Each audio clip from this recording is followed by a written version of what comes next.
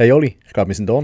Hey, heute zusammen, willkommen zurück zum ersten Schweizer Fischer-Podcast. Fischverrückt! Ja Mann, auch von meiner Sicht. Von meiner Sicht? Von deiner Sicht? Ja, von deiner Sicht. Auch von meiner Seite ein herzliches Willkommen. Und schön, haben wir wieder eingeschaltet. ja, und wir fangen gerade an mit einem Schnitzer. Easy. Aber ich glaube, es ist okay. Der Podcast soll authentisch sein, Nico. Ja, und das es ist heiß. Haben wir immer gesagt. Es ist heiß, lang heiß gewesen, zumindest, so muss ich sagen. Ja, sind glaube ich immer noch in Nachwehen da. Ja, aber hey, easy. Hey, schön sind ihr wieder mit dabei. In der nächsten Stunde hauen wir euch alles, was um die Köder geht, um die Ohren. Und wir gehen in die erste Rubrik. Rückblick und Ausblick. Hey, genau, Oli, du hast es ja schon angeschnitten. Der Podcast geht ja heute um Köder. Jawohl. Also vor allem Hecht und Egli-Köder. Genau, also ich hätte es jetzt ein bisschen so gesagt, wir reden über Raubfischköder. Nein, nein, es sind ja alles Raubfischköder, die wir da diskutieren. Wie viel Mal willst du noch auf den Sack überkommen? Ich provoziere es halt auch, ja.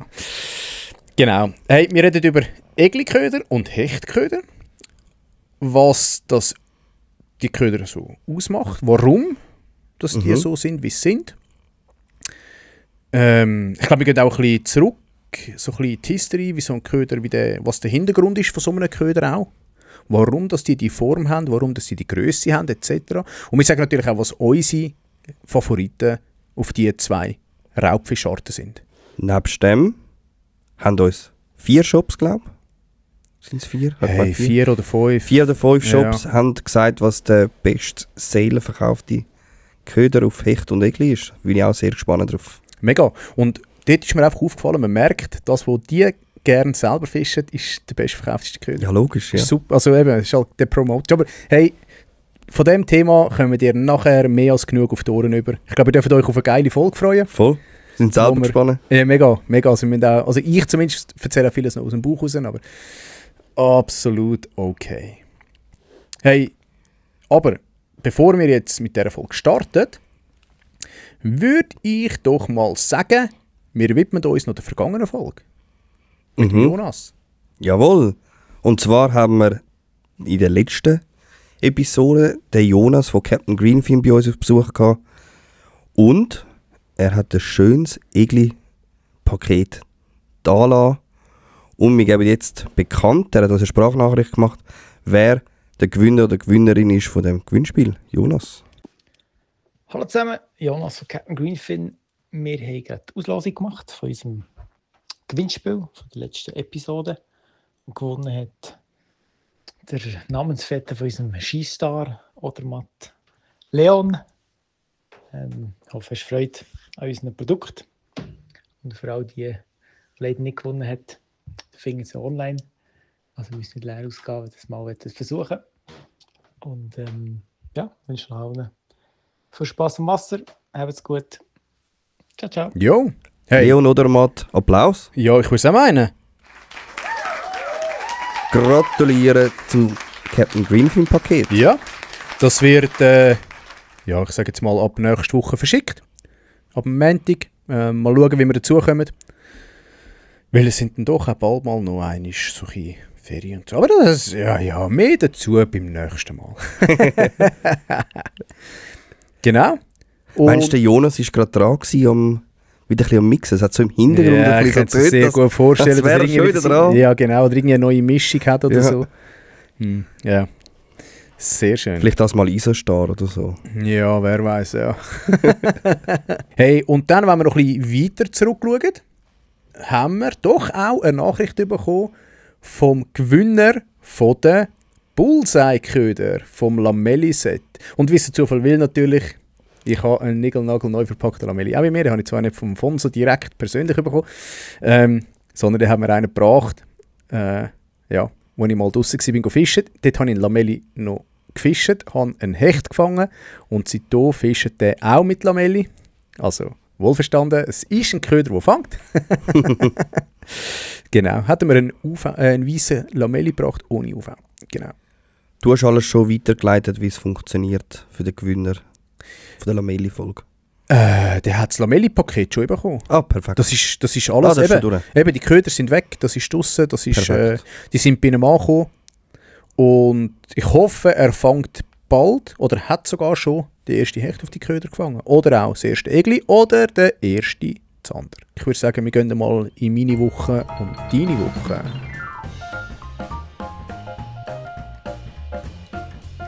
Ich weiss nicht, wie es dir geht, Nico, aber ich bin so langsam ein bisschen am Limit. Hey, Es ist wieder so ein bisschen Ende Jahr. Wir rechnen halt bei uns in der Jugendarbeit von Sommer bis Sommer. ja gut, bei euch ist Schuljahr, gell?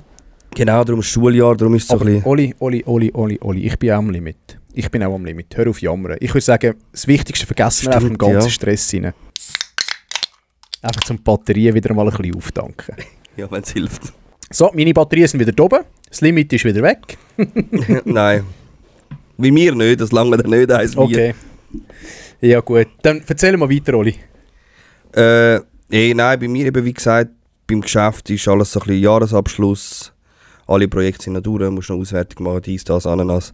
Und ja, meistens ist es bei mir ein bisschen so, dass die letzten Wochen vor der Sommerferien das Ganze ein bisschen abflacht, die Jugendarbeit, weil viele irgendwie ja, Schulabschluss, Wechsel in die Lehre und so. Schwänzen. Und, ja, wirklich. Oder Joker-Tag nehmen. Und ja, es macht einmal nicht mehr ganz so Spass, wenn du dann nicht mehr so viele Jugendliche im Treffen hast oder unterwegs antriffst. Ja, es ist ein bisschen der mühsame Teil, wenn niemand kommt. Das ist wirklich der mühsame Teil vom Job, das auszuhalten. Aber ist es nicht angenehmer, weil dann meistens auch die, ich sage jetzt mal in Anführungszeichen, schlimmeren wegbleiben? Oder Nein, ist das voll nicht. Ich liebe das. Also ich liebe Herausforderungen mit den Jugendlichen. Und ich habe viel lieber, wenn sie da sind, als wenn sie nicht da sind. Ich finde das mühsam. Nein, stell dir vor, du hast ein Treffen offen 4 Stunden und es kommt keine Nase. Ja, das schon. Aber weißt du, wenn dann dafür die Angenehmen kommen? Schön wär's. Okay. Weil das ist eben so in meinen Gedanken, Ja. gewesen, oder? Dass wenn, Nein. Ja. Okay. Okay. Trotzdem bin ich noch einmal fischen. Eigentlich wäre ja vorgesehen, dass ich mit dem Aschi rausgehe und mit dem Roman und dem Schulz und das Dreier. Der Aschi war leider verhindert gewesen. Ich weiss gar nicht, ob ich das da sagen darf. Der Aschi hat fast 40 Grad Fieber gehabt und ist im Nest gelegen. Oh shit. Ja. Ich habe jetzt gedacht, er hätte seine Egli-Knusperli machen. Nein, der hat wirklich müssen absagen. Wir haben es jetzt verschoben auf das Wochenende, wo kommt. Wenn ihr den Podcast hört, ist das eigentlich schon alles durch. Cool.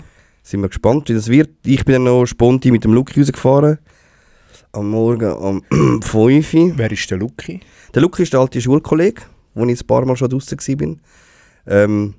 Ja, und es ist definitiv jetzt so, wenn ich es ein bisschen gedacht habe, weil jetzt kommen die kleinen Egli-Schwärme führen. All die 20erli, 15erli, die sind jetzt alle unterwegs, die grossen Trupps, und die sind meistens schneller am Köder als die grossen. Ist vor 2 Wochen noch schöner gewesen, wo wirklich aktiv die Grossen hast können befischen. Du musst nur mal einen Hecht einladen, dann sind die auch wieder weg. Ja, voll. Für das bräuchte ich dich, oder? Du bist ja der Hecht. Ja, ich würde ihn wegfischen. Ja. Ah, das wäre halt das, oder? Hey, und dann habe ich mir noch ein Badant gekauft für Zypern, weil in 2 Wochen, knapp 2 Wochen, 2-3 Wochen, bin ich in Zypern. Die haben Stauseen dort mit einem guten Bassbestand. Geil. Und ja, voll, da nehme ich natürlich meine Routen schön mit und Ja, bin ich ein bisschen gespannt. bassen. Ja, ich auch im Fall. Es ist immer so schwierig zwischen den, eigentlich willst du deine Eier schaukeln in der Sommerferien und einfach dein Bier trinken und am Strand hocken, und doch 2 Wochen ohne Fischen halte ich dann auch nicht aus. Oli, dürft ihr etwas sagen? Ich bin bei dir, aber dürft ihr etwas sagen, um einfach mal den Spiegel zusammenschlagen? Du hast ein Kind, Ja, und? das beschäftigt dich. Gut, hast du noch die Manu, okay? Ich habe ja meine Frau dabei. Ja, aber Ich sehe ich das freue Problem. mich, wenn wir nachher reden können. Aber ja, absolut, ich bin voll bei dir. Also, willst du ja gerne ein bisschen chillen. Aber gell, das Schöne ist, in der Ferien musst du ja nicht gerade am Morgen um 5 Uhr auf, sondern da kannst du auch mal am Abend vielleicht noch Ja, gehen. voll. Weißt du, wenn er ein bisschen schlaft oder so, anstatt dass du Family Time geniessest, kannst du sagen, Gehst du fischen? Jawohl. Ja, ich muss dann schauen, wie ich das mache. Auf jeden Fall. Ja, das Patent habe ich jetzt und dann kann man loslegen. ist es teuer? 35 €. Für? Für das ganze Jahr. Come on, Hey, Mann. das ist so krass, nicht? Die Schweiz So ist krass, so die Schweiz ist brutal. abartig. Hey, ja, das wäre es gewesen. Ich erzähle gescheiter nicht, wie meine letzten Wochen sonst noch waren. Das, was mit Fischen zu tun hat, habe ich gesagt. Okay, das ist gut. Geht bei mir auch so. Also, ich bin auch fischen. Stimmt, du hast mir noch geschrieben. Es haben sich viele gefragt, die das gesehen haben, vor allem so im Major Fish Teamer Chat, haben sich gefragt, hey, scheisse, der Nico geht Forellen fischen? Ja, tatsächlich. Ich bin Forellen fischen und es ist coole Fischerei so in den Bach rein. Auch wenn Forellen nicht so mein Lieblingsfisch ist. Hey, aber ich muss sagen, schön sind sie. Das muss ich noch lassen. Schön sind sie, wie die gezeichnet sind, mit diesen schönen roten Töpfchen noch, wunderbar. Also wirklich ganz ein schöner Fisch. Ich habe es eigentlich gemacht, um so ein Video zu machen von den neuen UL-Routen, die wir haben. Was ein bisschen schade ist, sind keine grossen Fische eingestiegen. Es sind wirklich nur so ein bisschen, ja, die grössten vielleicht um die 20, 22 rum gehabt, so. Das ist vielleicht etwa die grösste. Das ist okay. Ja, ist okay, ja. Wäre halt gleich schön, mal so eine 30er, 40er Draht zu haben dort. Weißt du, so in so einem kleinen Bach rein, wie sie abgeht. Das ist schon cool. Aber ja, ich muss sagen, es sind eigentlich die meisten auf Spinner gebissen. Ist ein bisschen blöd, ich war im Rumstoggern dort. Ich habe eins gehört, ich bin am Morgen losgegangen, bin ins Geschäft und nachher gerade direkt weiter. Und dann, ich habe mein Fischzeug immer im Auto, permanent. Also, das heisst Big Bait Route, eine Egli Jig Route, eine leichte Hechtroute noch und noch die UL Route. Das habe ich immer im Auto eigentlich. Plus den Fischerrucksack natürlich, plus noch irgendwie ein bisschen höhere Schuhe, dass wenn du mal eben das Zeug gehen musst und dann allenfalls noch irgendwie vielleicht so Überhosen oder so ein Jäckli oder so. Nach bestem Wissen und Gewissen losgefahren am Morgen, gell? Um 5 Uhr dort nachgekommen am Spot, so einen Rückspiegel geschaut und dachte, oh shit.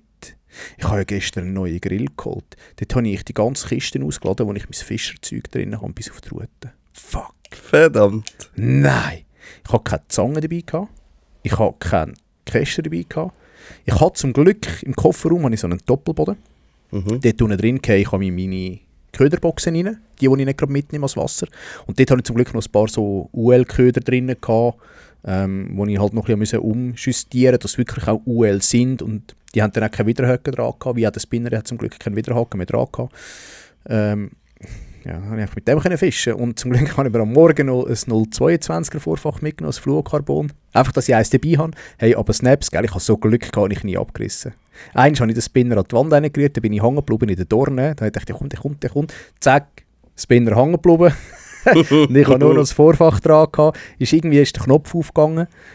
Dann dachte ich, fuck, was mache ich jetzt? Ich habe keine Snaps dabei. Scheiße, wo ist eigentlich mein Köderböckchen? Ich habe das irgendwie während dem Klettern in dem Bach rein, habe ich das liegen lassen, weil es einfach ein geiles Box ist und ich dort ein bisschen anschleichen wollte, habe ich das liegen lassen, das Köderböckchen, und bin dann unbemerkt weitergegangen. Ich habe die Schuhe abgezogen, die Schuhe habe ich aber einen Gürtel machen mit den Schuhbändern. Da bin ich barfuß in den Bach rumgestanden. Aber das Böckchen natürlich, das war zu gross für den Hosensack.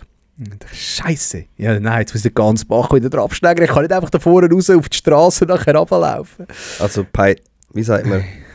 Pleiten, Pech und Pannen, oder? Also definitiv, ja, definitiv. Aber es hat wenigstens ein paar schöne Fische gegeben. Hey, immerhin, cool. Oder? Das wäre noch schlimmer, jetzt hättest du gar nicht gefangen. Absolut, ja. Ich habe noch einen Live-Drill laufen, so einem kleinen Fisch. Ist zwar nur irgendwie so keine Ahnung, lass es 20 sein. Oder 18, so. Aber es ist schön, stippt top. Es hat wirklich ein paar schöne Hero-Shots noch gegeben. Auch vom Gewässer dort. Also es ist wirklich, die Gewässer sind halt schon wunderschön. Das ganze Ambiente, das ist schon schön. Das ist eben, gell? Nein, ich habe nie gesagt, das ist nicht schön. Und der Vorteil beim Forellenfischen, musst du eben nicht so viel Köder eigentlich mit. Ich habe angefangen, nur noch so ein kleines Böckchen. Ja, genau. Wenn sie, keine Ahnung, 10, 15 cm sein. Ja. Mehr braucht es nicht. Nein, mehr braucht es eigentlich nicht. Es ist halt immer so ein bisschen, wenn du nicht weißt, was am Gewässer läuft. Ich bin jetzt etwa 3 Jahre das erste Mal wieder an so einem Gewässer gewesen. Gut, aber Maps kannst du immer mitnehmen. Eben, das habe ich mir eben nicht gedacht. Darum habe ich gefunden, Spinner geht immer. Und ja, von dem her super gewesen. Hey, super, immerhin gefangen, he? Hey, ja, immerhin gefangen. Ja, mehr war es glaube ich nicht gewesen. So seit, also bei mir ist das Fischen auch eher ein bisschen zu einer Randsportart geworden. Ja, ja gut, eben, gell, wenn es jetzt da 36, 35 Grad runterprätscht, muss man die auch nicht immer plagen, die Fische. Ja, das ist so. Obwohl es an mir eigentlich gemütlich ist, wenn du am Abend einfach noch ein bisschen den Tag ausklingen am Wasser. Das mache ich schon sehr gerne. Ja, das stimmt. Ja. Oder dafür sind wir viel sonst draussen gehockt im Garten. So war es auch schön gewesen. Dann gehen wir in die nächste Rubrik, Infos aus der Szene.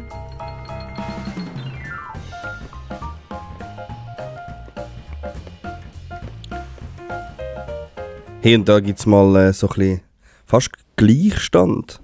Haben wir auch noch nie geschafft. He? mit den Infos, ja, ich glaube schon. Habe Oder? ich gleich wenig wie du? Oder du gleich wenig wie ich, was auch immer. Willst du anfangen, dass wir anfangen? Du Ich habe aber eine von gar noch nicht aufgeschrieben. Ja, du hast 2 noch nicht aufgeschrieben. Wirklich? Ja, Purge Pro und Podside, oder? Ja, nein, das gehört... Ja, das habe ich in den Dings aber. Hey, der Marcel Wiebeck verlässt Bullseye. Wer hätte das gedacht?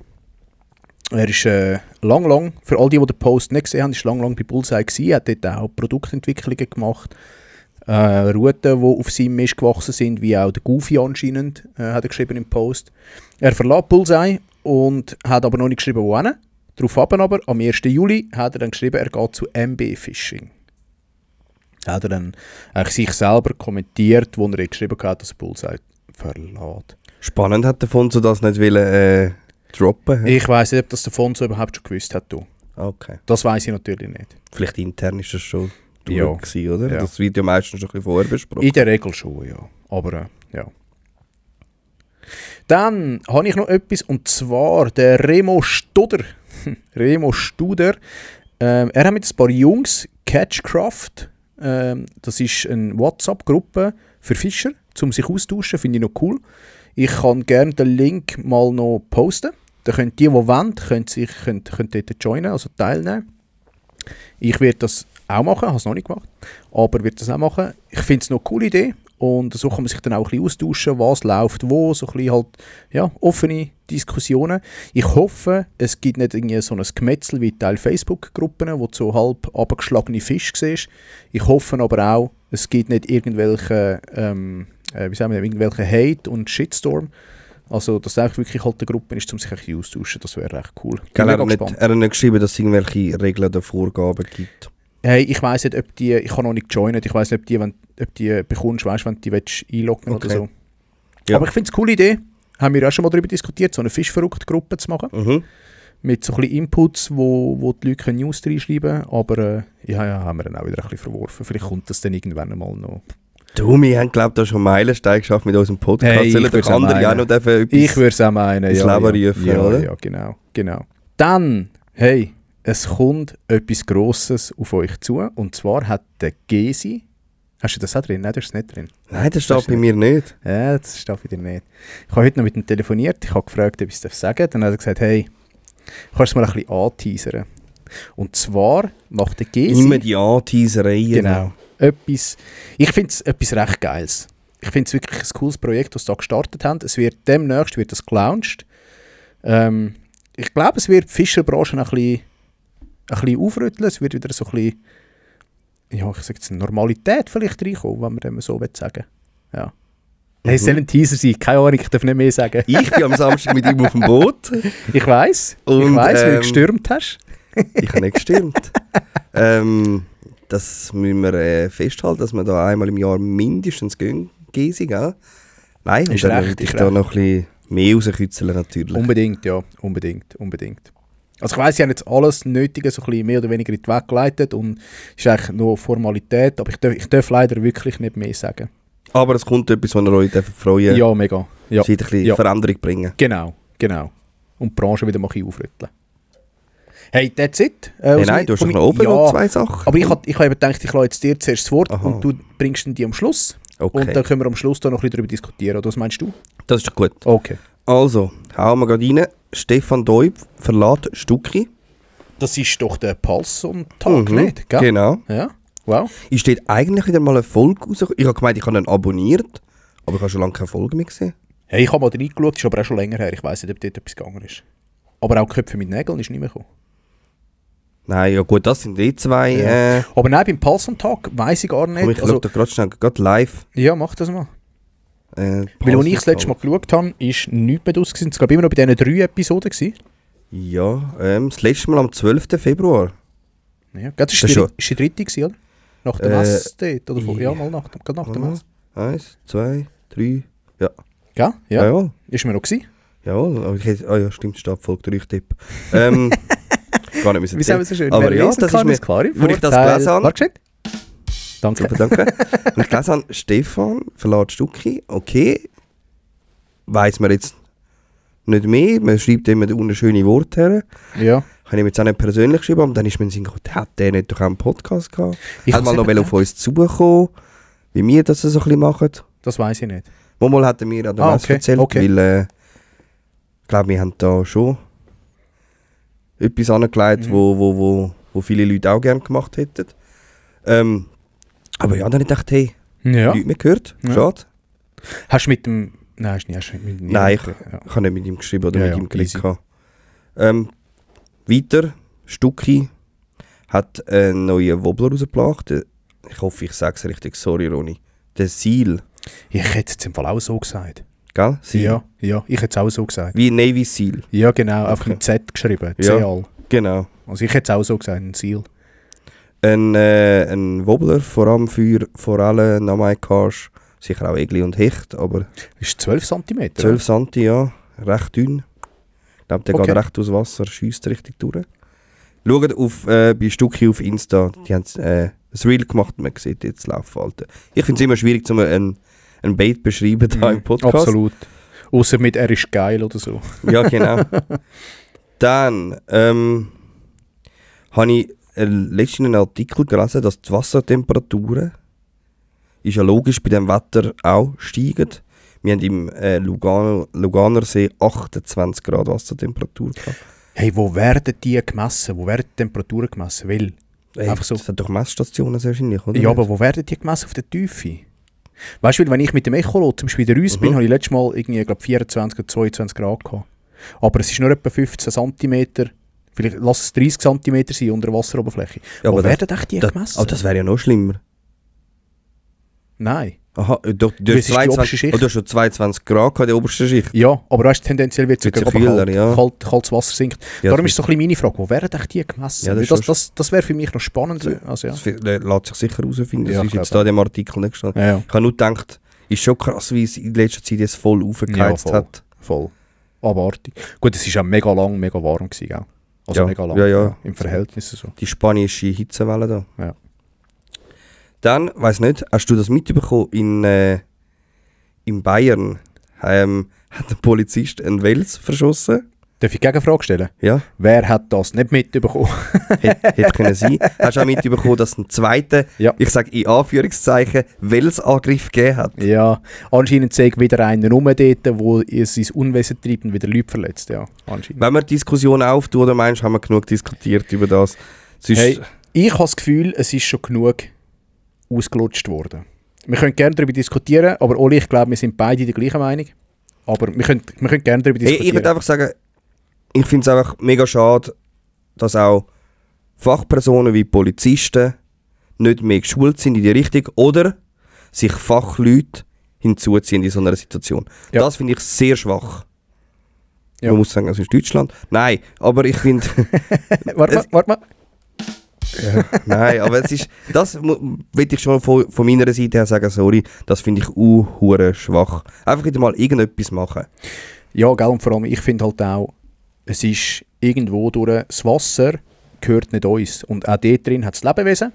Und ja, auch die vertreibt man halt nicht. Ich meine, da kann man ja, keine Ahnung, absperren, zumachen, was auch immer. Es gibt 1000 andere Möglichkeiten, als einfach den Wels zu verschiessen. Aber Wobei, im Podcast von Martin Joshi haben sie gesagt, «Dünnt doch den Fisch rausfischen.» Finde ich jetzt auch nicht das Richtige. Bis ich jetzt... ja, aber das wäre für mich die bessere Option gewesen, als... Sicher als Verschiessen, aber Ja. sperr einfach den Bereich ab. Richtig. Weil das geht vielleicht ein paar Tage, wo er seine Jungen da beschützt. Genau, wo er seine Brut beschützt. Und dann verpieselt er sich wieder. Ja, richtig. Also sperr Gehen den... wir jetzt anders baden. sperr den... Genau. Ja. Kommt 5 Meter nebendurch und dann greift er rein da. Ja. Ja, oder kommt einfach an einen anderen Ufer rein, so, würde ich Oder jetzt so. sagen. Ich glaube, die haben schon noch ihr Revier, aber ja, wir sind eben, wie gesagt, wir sind glaube beide gleicher Meinung. Es ist sicher die falsche Lösung gewesen, ja. Wer es interessiert, es gibt Haufen Videos Ja. auf YouTube und jenste Artikel im Netz, wo man Genau. kann nachlesen, was passiert ist. Was ich noch dazu sorry, hast du noch etwas? Nein, darfst du. Was ich dazu noch anfügen ist, Bullseye hat, ich weiß nicht, ob du das gesehen hast, haben ein Bild gepostet, oder eine Bildreihe, so ein bisschen à la, was ziehen dir für Schlüsse daraus? Und Bullseye hat so ein bisschen Karikaturen dazu gemacht, ist so ein bisschen semi angekommen, habe ich mitbekommen. Und so ein bisschen Kommentare gelesen hast, sind Kommentare so ein bisschen, oh nein, jetzt kommen wir auch noch mit dem Thema. Und ein anderer Kommentar hat zum Beispiel noch geschrieben, ja, hauptsächlich man kann irgendwie Profit aus dem Thema rausschlagen, indem dass man da Werbung macht, dass man das braucht zum Bewerben, bla bla bla. Also, ja, ich glaube, das Thema ist ausgelutscht, durchgecatcht und ja, von mir aus gesehen abgehökelt. Ja, wenn irgendein Polizist das hört, bitte, leitet das weiter. Ich glaube, ja. Ich kann es mal meinem Nachbarn sagen. Ja, komm, ich sage es. Hey, dann sind wir schon bei unserem Lieblingsthema Angelturnier. Hey, genau. Bootzeit. Komm, ich fange mit Bootzeit Wenn wir an. Bootzeit anfangen. Das ist der zweite Tag. Dort habe ich eine Draussen. Frage an dich. Jawohl. Mit wem würdest du dort am liebsten fischen? Also jetzt menschlich gesehen oder fischliches, Menschlich. oder Angeln können. Dann würde Einfach so, Ein Tag mit dem welchem Wille. Team, wenn du könntest ein Team aussuchen, wo du dich könntest anschliessen bei dem Turnier. Das eine kann... Also für mich geht es rein um den Spaßfaktor oder ums Gewinnen. egal. Das kannst Das ist schon ein Unterschied. Nein. Doch, wenn ich will gewinnen, nehme ich jemand anders, als wenn ich einfach Spass haben. Wenn du gewinnen nimmst du Rapala und wenn du Spass haben. Nein, würde ich mit Schwarzonken gehen, wenn ich will gewinnen. Wirklich? Ja, voll. Okay. Und du wenn ich mit Spass habe, würde ich mit Mille und Pontes mitgehen. Hey, ich würde einen Weg mit Schwarzonker mitgehen. Ja. Ich finde das so geile Typen. Sympathisch. Auch der Klaas, ich finde den mega sympathisch. Und vor allem, was der mir für ein Gourmet-Menü zaubert.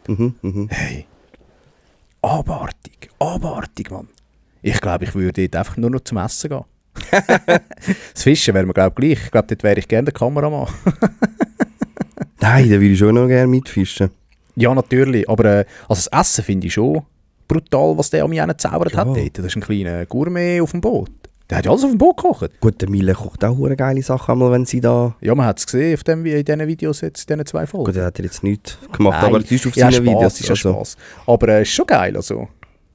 Überraschend finde ich, wenn wir wieder aufs Englische zurückkommen, dass Abu Neis sich hat wieder ein bisschen zurück erkämpfen, ist doch nichts gewesen. Ja.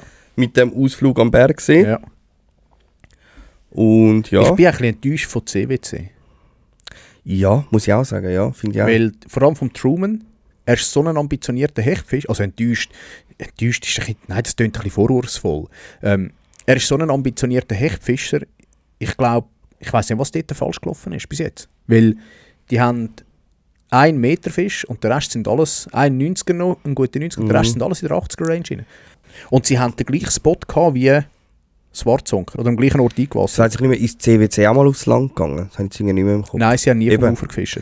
Und ich glaube, du kommst nicht darum herum, zum einen 90er zum Beispiel oder einen 80er vom Ufer zu fangen. Weil Das ist bist du im Team Rapala. Doch, die sind auch mal neben rausgegangen. Aber vielleicht haben sie nicht einen grossen gefangen. Also der Rapala hat ja die letzten Meterhechte, haben die alle vom Boot gehabt.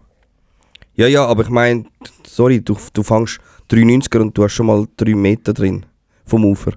Ja, natürlich. Das musst du vom Ja, Boot so nur schon. noch- also weißt du, So schon, das Es ist ist schon schon- klar, ja. Das ist Aber schon geil mit dieser Regel. Ich glaube, du kommst schon nicht drum herum. Das ist schon eine coole Regelung, ja. Ja, mal, ich glaube schon. Rapala kommt drum herum. Tot Ja, sicher. das ist noch nicht fertig. Nein, Die aber, führen jetzt mal noch ein aber, bisschen knapp. ja, aber schau mal, der Schnitt da. Ja. Also weißt du, ist schon krass, das meine ich. Darum, ich bin fast ein bisschen ja, nein, enttäuscht ist irgendwie das falsche Wort. Erstaunt. Ich bin erstaunt, dass die CWC Gut, aber- nicht mehr hat. Eben, Aber ja, es sind... wir haben mit Schwarzonker ein starkes Team, man hat Definitiv, mit Abu Neis ein starkes Ja. Team und die Chigar sind auch nicht Ja, unwissende. ja. Also, Nein, ist klar. Es sind starke Teams, sind es ist nicht, es gute Fischer dort. ist Absolut. nicht so ein YPC oder so, wo du so ein bisschen Nein, aber gleich. Brandon also Marco irgendwie- hast.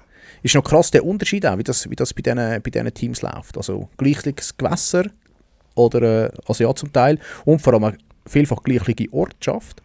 Und ja. Wir nehmen mich auch Wunder, wie viel die jeweiligen Teams investiert haben, weißt du, so Ja, absolut. in absolut. Zeit und Gewässer. So. Ja. Von Neis weisst du, die haben gar nicht investiert, Ja, zum Beispiel. ja, mal der Dustin ein bisschen. Ja, wow. Aber ja, es ist schon so, ja. Ist schon so. Aber es ist geil, also ich finde es ein cooles Turnier, gefällt mir immer noch. Ich habe es so das, wenn ich es vergleiche, jetzt gerade mit Purge Zone, wo ein bisschen gleichzeitig läuft, schaue ich Purge lieber, Pro. ja, Ja. schaue ich lieber noch mal ein paar Stunden von dieser Ja, Turnierserie. absolut. Also, Ja, ich auch. also der Wechsel zwischen eben Uferboot und Das finde ich halt cool, dass sie selber können entscheiden, selber können machen. Also wichtig ist einfach, die haben 100 Stunden und die müssen die 10 längsten Hechte fangen. ja, voll. Finde ich, also ich finde es geil. Es packt irgendwie mehr. Ja. Gut, nebst dem, gell, es sind auch sackstarke Teams, was jetzt bei Purge Pro mit der Marke hast du jetzt nicht gerade die Top-Marke wie jetzt bei diesem Turnier. Das ist so, ja. Das ist so. Wenn wir schnell Purge Pro anschneiden? Hey, vielleicht noch das Update für die es noch nicht gesehen haben. Geschwind weglassen. Rapala ist führend mit 1112 cm. Ja. Hat ja einen Durchschnitt von 1,11 Meter. Das ist brutal. Das ist abartig. Dann kommt zwar Zonker mit einem Durchschnitt von 1,04,5. Dann kommen die Organisatoren, also Boatside, mit 1,03,6. Dann kommt Abunais mit 1,01,3.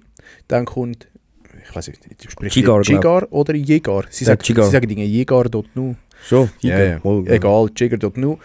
Mit 92,8 und dann am Schluss CWC mit 63,1 auf die 10 Fische. Das ist schwach. Ja, sorry. Ja. Aber hey, kann man da gross vom Mikrofon sagen? Ja, gell, ich meine, sobald halt die Nuller drin hast, sie haben 3 Nuller drin, das merkst du halt, oder? Ja. Das ist einfach, ja. Eben darum wäre es vielleicht schon eine Überlegung wert, nicht vielleicht vom Ufer fischen. Ja. Aber wenn kein Spots hast, bringt es auch nicht. Ja. Hey, genau. Und dann ist ja schon bereits das nächste Turnier. Purge Pro, genau. Ich muss immer sagen, ich schaue das einmal am Abend im Bett. Beim Einschlafen? Ja, penne wirklich immer rein, weil es einfach... Es catcht mich. Jetzt ist zwar der Ufer-Day, finde ich ein bisschen interessanter. Habe ich noch nicht gesehen, das habe ich erst 20 Minuten gesehen. Ja, ich habe die restlichen habe ich verschlafen. Ja, und ich kann mich dann abstellen, weil es losgegangen ist mit dem Podcast. Ja, es ist jetzt... Ich finde es inhaltlich auch nicht so... Es überzeugt mich nicht ganz so. Ja, ich finde es cool, es ist halt das Angelturnier, das schaue ich einfach gerne so. Es ist eins, wo mir sympathisch ist, aber ich muss auch sagen, Oli, ich bin bei dir. Es ist jetzt nicht so, dass ich muss sagen, auch von den Teams her. Ich bin gespannt, was Relax macht, wie die rauskommen dort. Wir sind ja letzte momentan. Genau, sieht momentan nicht gut aus bei ihnen, aber ich bin gespannt, was dort geht, weil im Fly vs. Jerk sind sie ja nicht so schlecht gewesen, sie haben sie immer auch von der Frequenz her vor allem viel gefangen. Jetzt beim Purge Pro ist es eher so ein bisschen semi. Aber ich glaube, das liegt auch daran, dass Relax vielleicht auch nicht so die super tollen Egli-Köder hat, so wie ich es zumindest kenne. Ich weiss es nicht. Ich kann mich da gerne täuschen. Und ich habe das Gefühl, dass Relax langsam ein bisschen ausgelutscht ist. Aber ich habe das Gefühl, das Turnier ist ein bisschen ausgelutscht, ich glaube. Vielleicht müssen sie einstanzen. Ja, vielleicht müssen sie halt wieder mal wirklich starke Teams haben. Ja, oder vielleicht dann halt mit der Zender Pro zum Beispiel probieren, dass ich ein bisschen grösser, weißt, ein bisschen zusammenlegen, ein bisschen dort, ein bisschen mehr investieren, halt wieder ein bisschen mit Sponsoring etc., dass das wieder ein bisschen ein Hype wird. Momentan ist es einfach eben, es machen 4 Teams mit. Ja, es ist so. Ist nicht also kann nicht gerade so spannend. Ja. Mal, wenn du es vergleichst mit wie hat es andere 100 Stunden? Bootzeit? Ja, mit Bootzeit vergleichst, sind auch nicht mehr Teams. Ja, das liegt nicht an den Teams, also es liegt einfach an den Teams, die ja, es liegt an den Personen, oder? Also ja, genau, ja. So willst, ja. Gut, aber die kann Purge Pro auch nicht dafür, weil du fragst zum Beispiel Firma ZK und ZK sagt, hey, ich schicke den Titel irgendjemand, ja, oder? Genau. Habe ich eben auch das Gefühl. Ja, also der Stand nach einem Tag Fischen ist, dass ZK 2 Punkte hat. Der Biggest Fish mit 50 cm, schön Segli. Und Top 5 mit 242 cm. Und das Team vom Equal, keine Ahnung, wie das heisst. Das hat irgend so ein chinesisches, japanisches Zeichen. Was die heissen? Ja. Ich habe mich heute den ganzen Tag gefragt, wie die heissen. Fuck, ja, ich weiss es eigentlich. Ja, vielleicht kommt es später. Team Galant. Galant, genau, stimmt, Team Galant. Die haben 1 Punkt und zwar Numbers. Und die haben an einem Tag 44 Gegner gefangen. Das ist schon krank, Mann. 44 Gegner. Ja, ist schon machbar in Schweiz. Ja, ja, aber stell dir mal vor bei uns. Ja. Ja. Wenn wir Turnierreihe abschließen, oder? Nein, ich habe noch eins und zwar haben wir das letzte Mal ja ausgelassen. Oh ja. Ja, stimmt. Und da würde ich sagen, kann uns gerade der Robin selber erzählen, wie das gelaufen ist beim Suzuki Fishing Game, wo sie ja gegen Shimano gefischt haben. Hey, yo, Nico. Danke für deine Frage. Ich habe selber ganz schnell anschauen im Raufmeister-Video, was wir gewonnen haben beim Eröffnungsgame. Wenn es Eröffnungsgame gewonnen ist, war es ein Quiz. Wir haben ein bisschen Glück gehabt, weil es ist gefragt worden, ist die Gründung von Shimano. Wir haben es richtig gehabt, Shimano nicht. Aber es war auch mehr Glück als Verstand. Wir haben dann gewonnen, dass sie stundenlang zu beliebiger Zeit, wenn wir die Karte ziehen, stundenlang nicht dürfen mit Kunstköderfischen kleiner als 15 cm. Das sehen wir Video auch schön, wie sie dann am Strecken sind und schauen, was jetzt doch noch drunter geht. Und sie einen dritten Fischer dazu nehmen. Auch für eine Stunde lang. Hätte auch gerne einen dritten Fischer gezogen, weil das ist Gold wert auf einem Köder, mehr im Wasser. Es ist im Ende Dezember gefilmt worden, mega schwierig zum Fischen. Das Finale wird dann noch schwieriger. Wie gesagt, wir sind ins Finale gekommen. Hure Schwein. Wir sind am Anfang gedartet und haben dann, ich habe direkt einen Fuffi verloren. Tag vorher an dem Spot noch Fuffis gefangen, Tag später auch nochmal, vor der Abreise wieder in die Schweiz. Und während der Aufnahme einen Fuffi verloren und dann aber auch noch einen, glaube ich, 8 und 29 Regel gefangen auf den Darter mit dem Pintius. Mega geil, dass das funktioniert hat so gut. Vor allem im Winter eine Macht, hätte ich selber nicht gedacht, der Dartchick. Und ja, dann sind wir weiter, weil wir im Fullcard wieder Egli hatten. Ich hätte gerne noch weiter gefischt auf Egli, aber dann sind wir weiter Zander fischen und relativ schnell einen Zander auf den Skeletonius gehabt. Und dann auch noch einen Hecht. Aber sie haben dann auf einem Softbait einen Fisch gefangen. Und mit dem Softbait-Fisch haben wir nach einer Stunde lang nur noch mit Hardbaits fischen. Das ist genau so in die Abendstunde gegangen. Es war Herzhochwasser, ultra trübes Wasser. Man konnte irgendwie Gabunen fischen oder so, wie das auch sonst könntest machen. Wenn es ein bisschen weniger Wasser hat, dann ist es geil mit Hardbaits noch fischen. Aber es ist leider nicht drin gelegen, da war nur noch das Zitter und dann haben sie auf einmal noch einen Meter echt gefangen. Hure geiler Fisch natürlich. Habe mich irgendwie auch gefreut, dass so ein Fisch in so einer Competition gefangen wird, auch wenn ich ihn selber nicht gefangen habe. Oder Ensar. Aber es hat dann schlussendlich gelangt und wir sind ins Finale gezogen, wo dann Ende Juli, 4 oder 25. Juli, kommt das Finale raus, wo wir gegen Rapalla dann werden fischen. Wird auch wieder ultra spannend. Ich weiss, wie es ausgegangen ist, aber ich kann jetzt schon sagen, so im Januar fischen macht definitiv keinen Spass. In meiner Vorbereitung war 7 Tage in Holland und einfach wirklich, ich glaube, 2 Zander gefangen oder so in der Vorbereitung. Also das zeigt schon, wie hart das Tournament dann wird. Ich glaube, so ziemlich die, sorry für die Wortwahl, aber beschissenste Woche, die ich ever in Holland hatte in der Vorbereitung. Aber ab und zu kommt alles anders, ab und zu bleibt alles gleich. Ist halt Fischen. Stay tuned, wird spannend. Und ja, mega, mega happy, dass wir jetzt gegen BKK und gegen Shimano haben dürfen gewinnen. Top-Teams, Top-Fischer und sind auch wirklich alles mega coole Dudes. Hat Spass gemacht, mit denen zu connecten, auch schon privat, mit denen ein bisschen fischen. Und ja, seid gespannt auf das Finale. Hey, danke vielmals fürs Interesse. Ich wünsche euch weiterhin ganz viel Spaß mit dem Podcast. Und habt euch Sorge. Tut Gutes, meine Lieben. Bis bald. Ciao, ciao. Ja, wir haben es gehört. Stark. Sie haben gewonnen. Stark. Selber. Also, ich habe es vorher auch nicht gewusst. Ja, aber ich weiss noch, ich kann auch brüllen, wo die anderen da den Hecht gefangen haben. Ja. Und ich dachte, jetzt wird es aber lang. Aber es ist eigentlich schon noch krass, dass Shimano nicht mal das Gründungsjahr gewusst hat. Das finde ich auch so Das finde ich, ja. Gut, vielleicht war es in der Nervosität drin und so, gell? Ja, eben, ja. Ja. Aber hey, nichtsdestotrotz, ist geil. Congrats, Toppies. Sind wir auch gespannt, wie es läuft gegen Rapala am 24. oder 25. Juli auf dem Kanal von Roofmeister. Mhm. Hey, für all die, was interessiert, schaltet dort ein und haut raus. Ich hoffe, Toppies auch gewonnen, dass wir das nächste Jahr auf Englisch können. Dann wäre es ja ein Grund, warum Toppies Ja, wieder gut, das ist möglich. Ja, das ist möglich. Und dann können wir es Vielleicht mit einfach hoffentlich mehr auf Englisch Schweizer haben. einschalten. Das wäre halt auch Ja. möglich, dass sie gesehen haben, es schauen viele von der Schweiz zu, schauen nur die ersten 10 Minuten, nachher springen sie ab und dann, ja. Jo. Hey, ich würde sagen, Oli, jetzt ist dein Part. Fertig Turnierfischen. Genau. Wir gehen ins Thema.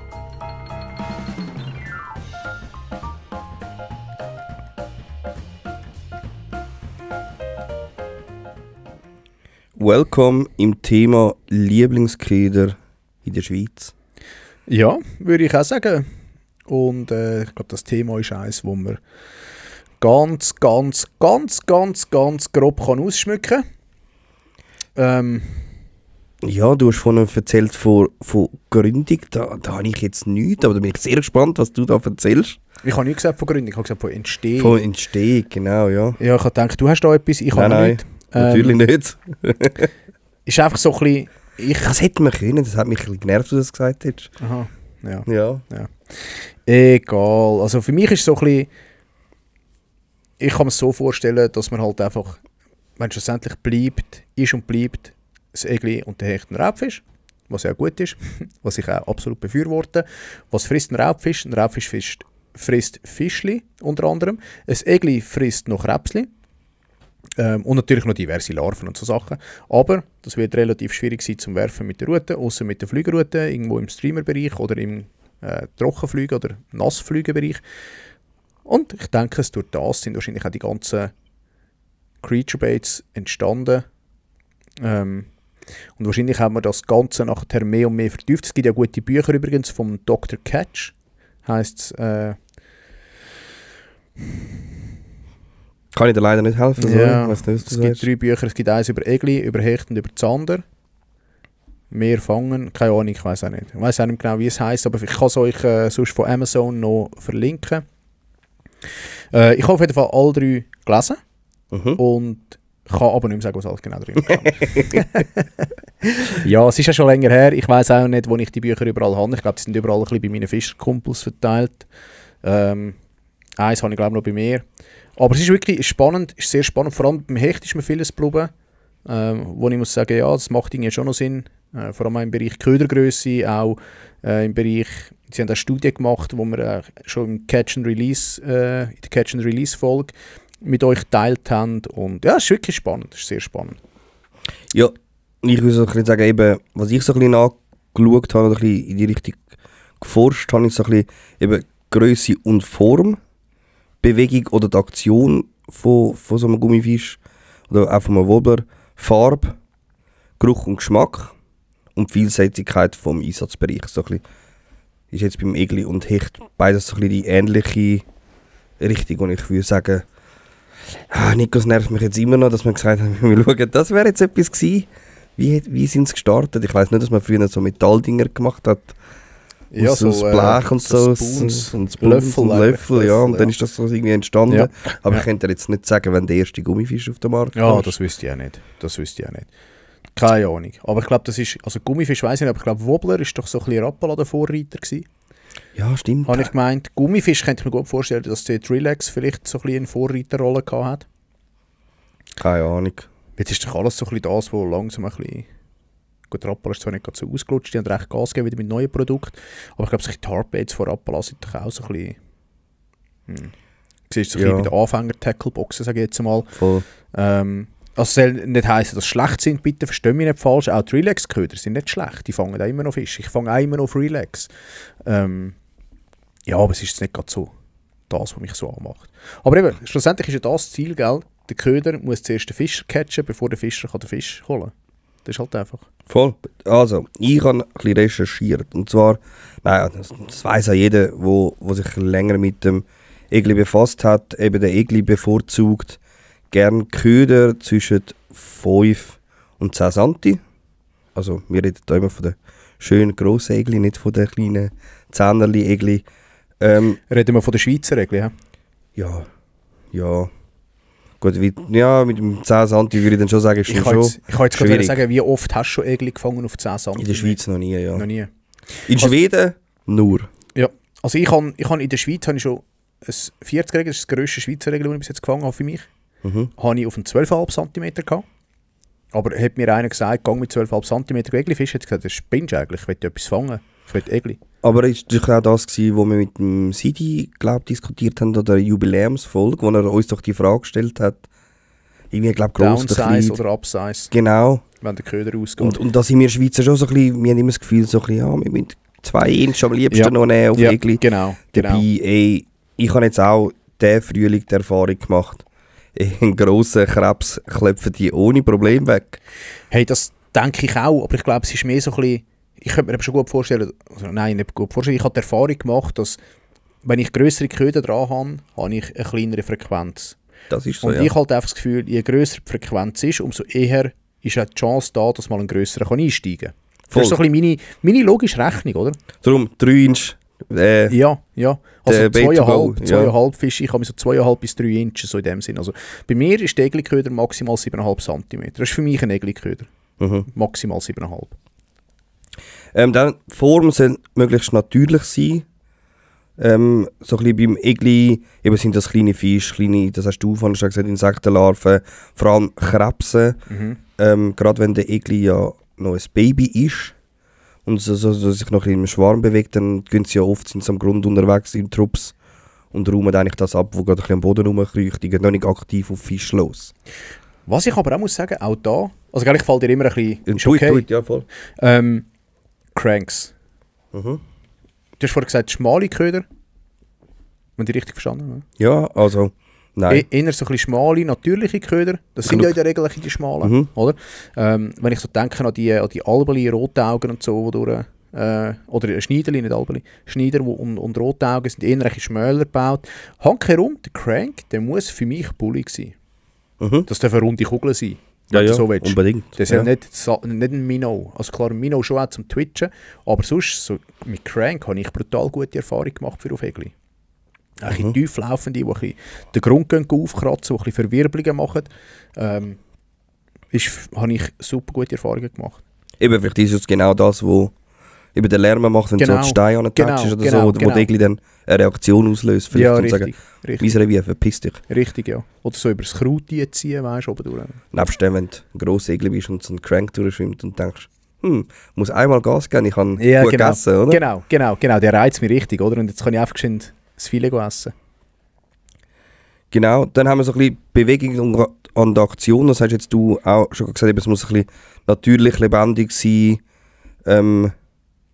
ja, so ein sammelnder, toter Fisch eigentlich, oder ein Tier, das verletzt ist, oder einfach, wo Ja, einfach genau. einfach zum Fangen ist, oder? Ja, genau. Hätte ich jetzt auch gesagt, ja. So darstellen. Ja. Genau, man kann ein bisschen ruckartige Bewegungen machen, beim Jerken zum Beispiel, auch aggressiv, oder immer mal ganz langsam mit dem Boden schleifen. Genau. Das Und ist etwas, was die Fische auch triggert. ja, richtig. Und da tue ich gerne ein bisschen unterteilen. In Frühling, Sommer, Herbst, Winter. Unbedingt, ja. Oder Herbst und Winter kannst du je nach Jahreszeit so ein bisschen zusammennehmen. Also je nach Wetterlage, sage ich jetzt mal, kannst du es ein bisschen zusammennehmen. Und im Sommer bin ich eher so ein bisschen der ein bisschen aggressiv führt, mit Twitchbaits. Eher ein bisschen Gas gibt am Abend. Den Tag durch Egli fischen bin ich eher der so ein bisschen mit einem Jig fullenzt oder mit einem Carol. Einfach so ein bisschen schleifen. So ein bisschen die Slow-Action, sage ich jetzt mal, mit einem Creaturebait dran, wo eher ein bisschen ruhiger geführt ist. Handkerum, also auch eher ein bisschen tiefer dann. Nicht gerade so, Twitchbait ist ja eher so ein bisschen oben rein, so 2 Meter umeinander so. Und die anderen, also das Jiggen ganz klar am Grund, das Carol auch ganz klar am Grund, obwohl ich schon von vielen gehört habe, dass sie einfach das Freiwasser rausrühren und einziehen. Ja, habe ich auch die Erfahrung gemacht, dass das gut funktioniert. Wirklich? Ja. Auch so der freischwebende Shrimp hinten dran, wo irgendwie, weiß auch nicht. Aber woher weißt du dann, wenn du auf der richtigen Tiefe bist? Du rührst einfach Gar 10 Mal nicht. raus Gefühl und merkst ja. es. Du Gefühl. hast nicht, wenn du einen Biss hast, wenn du rausrührst und du merkst, jetzt habe ich einen Zupfer gehabt, dass du ihn langsam einziehst, dass du auf der richtigen Höhe bist. Nein, jetzt noch nie gemacht. Nein, das Okay. ist wirklich so eine Gefühlssache. Hey, für alle, die da zuhören und sich gerade fragen, was ich da für scheisse Fragen stelle, ich bin ein zu wenig Teglifischer. Darf ich auch offen und ehrlich sagen. Hecht ist eher mein Element. Hey, genau, im Herbst wieder eher ein bisschen aggressiv. Twitchbait, Spinner halt. Das Spinner ist im Frühling, im Sommer und im Herbst, finde ich, eine brutale Waffe. Der Gummi natürlich zum Jiggen und im Winter halt wieder so richtig slow. So richtig langsam, so irgendwie ein Nedrick, ein Texas, ein Carolina, einfach so ein bisschen wirklich über den Grund hier. Was Free Rig, würde jetzt Oli noch sagen. Free Rig, ich fahre die ganze Zeit Free Rig. Der Darter hat mir ein bisschen gefehlt, bei dir jetzt im Und Sommer. Dropshot. Habe ich jetzt bewusst nicht erwähnt, weil Dropshot. ich habe mit dem Darter habe ich in der Schweiz bis jetzt noch nicht gefangen. Echt? Warte, jetzt muss ich gerade überlegen. Ist gerade letzte Wochenende, Mann. Darter ist so geil. Nein, Darter hat jetzt wirklich noch nicht gefangen. Ich habe halt ein bisschen die falsche Gewicht, gell?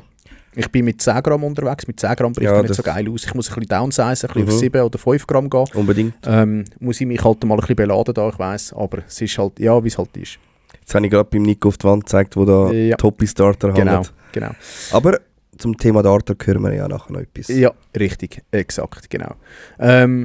Hey, genau so. Also ich werde auch sicher jetzt im Herbst wieder, auch im Sommer untertags werde ich mehr mit dem Nedrick fischen, weil das kannst du wirklich geil langsam führen. Wann fängt bei dir der Herbst an? Das ist so ein bisschen der Übergang. Also von weißt dem du, Winter. wann gehst du ins langsam quasi fischen? Sobald die Temperaturen kühl werden. Sobald ich sehe, die Wassertemperaturen gehen wirklich ab und sie kommen nicht mehr rauf. Das ist für mich so ein bisschen ein wichtiges Indiz. Oder? Wenn es runtergeht, ist es gut und recht. Und wenn es nachher wieder raufgeht, ist ja im Sommer, dass es runtergeht. Oder so in der Übergangsphase.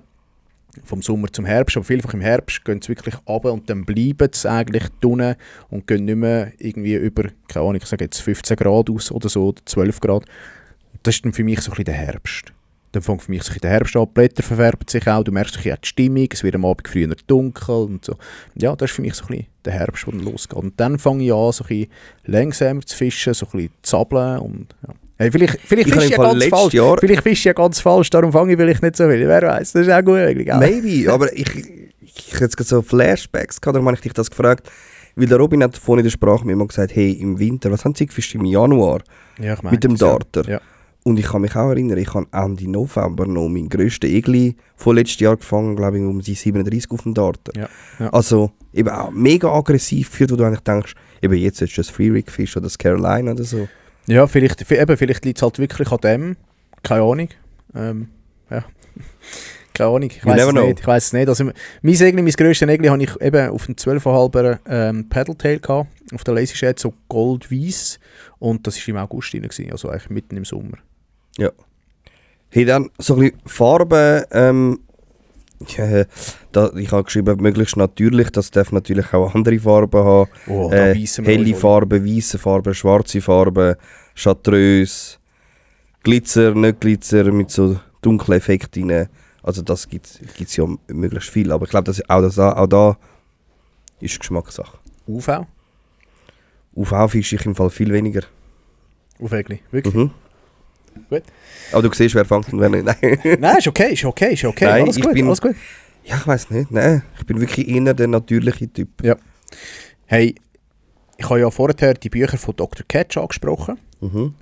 Und dort wird so ein bisschen das Auge vom Egli auseinandergenommen. Also sie sezieren es jetzt sezieren oder so, sondern einfach erklären, wie es aufgebaut ist. Und am Egli, gemäss dem Buch, fehlen die UV-Rezeptoren. Das heisst, das Egli sieht keine UV-Farbe. Wieso macht denn das die Industrie so?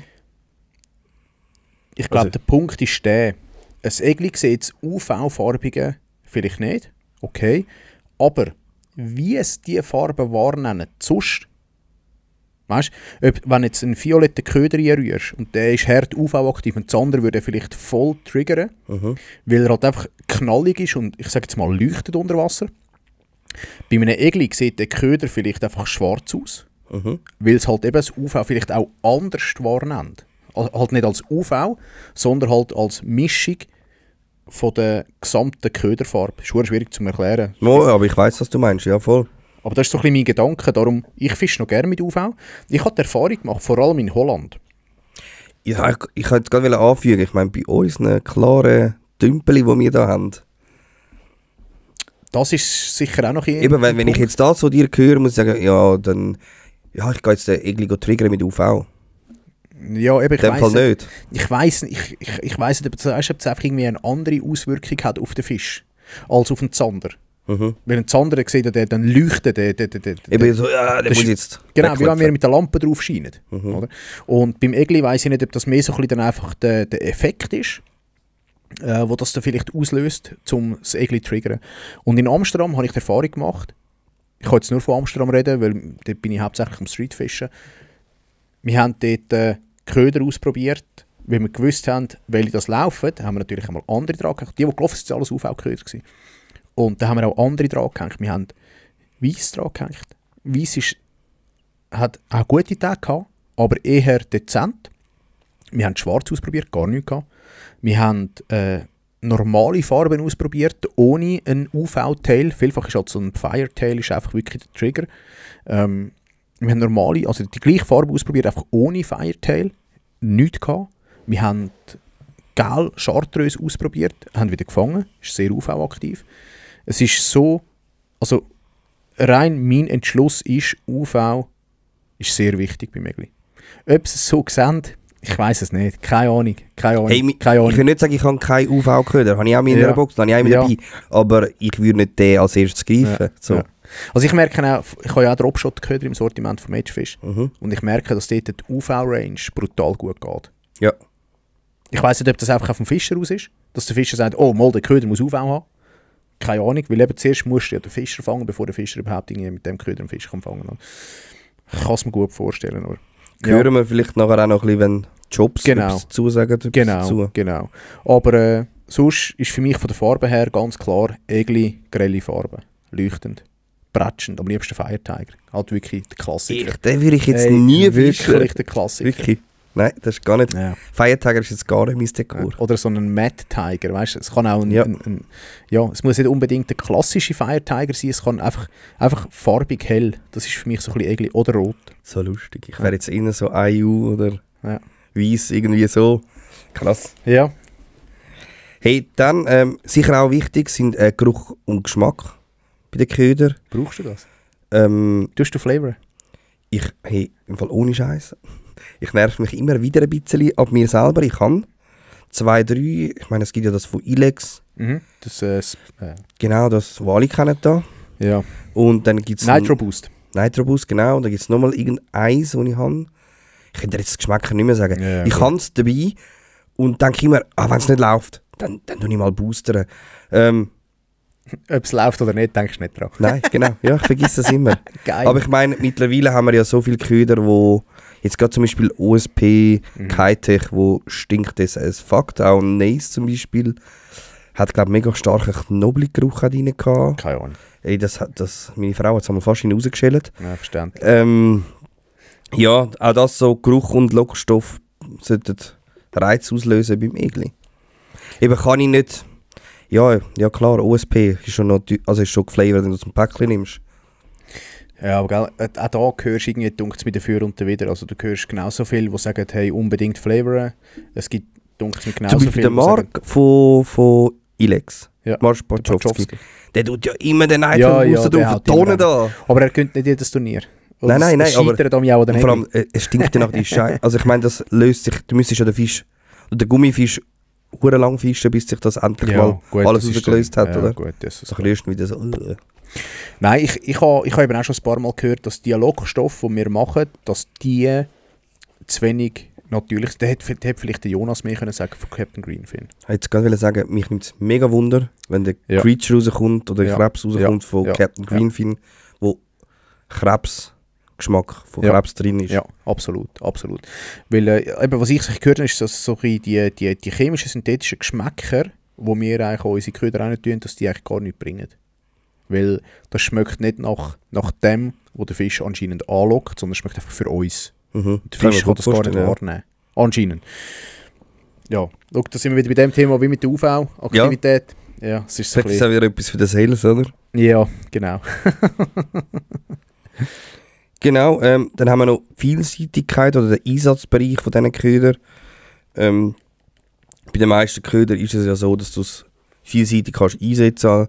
Eben sei es jetzt zum Beispiel am Chatterbait, am Freerig, am Dartjig oder Dropshot, was ich überhaupt nicht verstehen kann. Du bist gar kein Dropshot-Fan, hä? Hey, ich weiss nicht, ich fang's, also es gibt ein Video bei mir auf YouTube, wo wir wirklich gefangen haben wie blöd, zusammen mit dem Luca von Perzon. Aber seitdem habe ich eigentlich, nein, ich habe es nicht am so... Am Weggital, ist das gewesen, wo du das Mädchenfisch-Shirt da hast? Ja, voll, ja. Ich hatte es auch letztes Wochenende drauf gehabt. Ja, ich hatte Biss drauf gehabt, aber irgendwie hat nichts hängen bleiben. Ja, vielleicht müsste ich es auch mehr fischen. 3-Rig, weiss ich, habe ich immer dran. Fische gerade als erster Wurf ist 3-Rig. Vielleicht ist es auch das, aber nein. Und ich sehe immer so viele Leute, die auf Dropshot fangen. Darum sage ich ihm, ich will es auch ausprobieren. Es muss ja fangen. Es muss genau sein, oder? Es ist, ja, absolut. Also ich kenne letztens viele Leute, die auf Carolina fischen. Ja. Und auf Carolina gut fangen. Das ist für mich so ein bisschen das, wo ich muss sagen, hey, da muss ich doch auch gut fangen. Aber ich fange einfach die geilen Hechte aufs Carolina. Well, Carolina ist schon auch... Ich bin am Wasser in meinem Haus gewesen, da habe ich das Carolina Rig dran da. Bevor ich mit Free Rig angefangen habe, war auch Carolina das Go-To gewesen. Ja. Und dann finde ich auch noch gut, also bei einem Köder, wenn man auf verschiedene Tiefen kann sitzen, aber das ist halt auch mit, je nach Rig, wo du fischst, funktioniert er halt anders. Ja. Voll. Ja. Genau. Tust du an meine Twitch-Baits oder Hardbaits allgemein, tust du die an mich vorblähen? Hey, nein, aber ich habe Kollegen, die es machen. Ich habe es aber mit noch nie selber. Oder mit Play, effektiv? Nein, mit Play oder... Ja. Ich weiss jetzt, aber ich könnte es jetzt nicht mehr sagen, irgendjemand hat mir ein mega spezielles, ausgefallenes Rig gezeigt. Mit einem Bullet. aber ich wüsste nicht mehr, wie es gegangen Ja, ist. ja, Wo es okay. auch so auf die Tiefe kommt. Ja.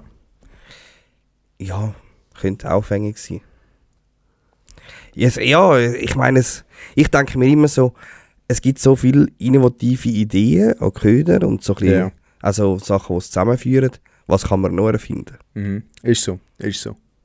oder? Ich glaube, da ist das Rad auch bald mal fertig erfunden und entworfen. Also, ja. Wir haben mal von Mädchenfisch aus, haben wir mal die, oder von der KP her, was sind das? Wie heissen die? Ich habe die noch bei mir im Lager. Das sind so EVA-Köder, eine Art. So, Schaumstoffköder, Ja. die so wie aufstehen dann. Echt wie ein Wurm. Ich kann dir nachher mal einen Ah, zeigen. ja, aber das ist das gleiche wie Simon. Fürs Network-Fischen. Nein. Nicht? Das sind so. Genau. Der Köder, den ich meine, ist der KP Foam Chick. Das ist so ein Schaumstoffköder, der 2 Höcker dran hat. Du kannst das Jebu dran tun. Und der steht dann wirklich auf. Also der ist wirklich dann aufschwimmend und bleibt auch mit dem Jebu dann am Boden. Sieht für mich aus wie so ein Meeresangelfisch, sowas. Ja, Ja, das wie- Meer, oder? Genau, wie so ein nicht ein Pulpo, sondern ist erst gerade heute wieder ein Artikel im Petri Heil rein gewesen. Ein Kalmar Ja, stimmt. Ja, Köder. ich weiss, was du meinst. Ja, genau. Ja, eher ein spezieller Köder. Ich habe mit dem auch mal gefischt, aber ja, stimmt. Nicht nichts, sondern gar Gar nichts nichts. gefangen. Hey, dann würde ich sagen, gehen wir doch schnurstracks zu deinem Lieblingsfisch und was der so Geil. für Baits gerne mag oder was für dort Sag ausmacht. doch noch geschwind deine 3 Lieblingsköder für Egli. Für Egli, Moment, da muss ich noch aufscrollen.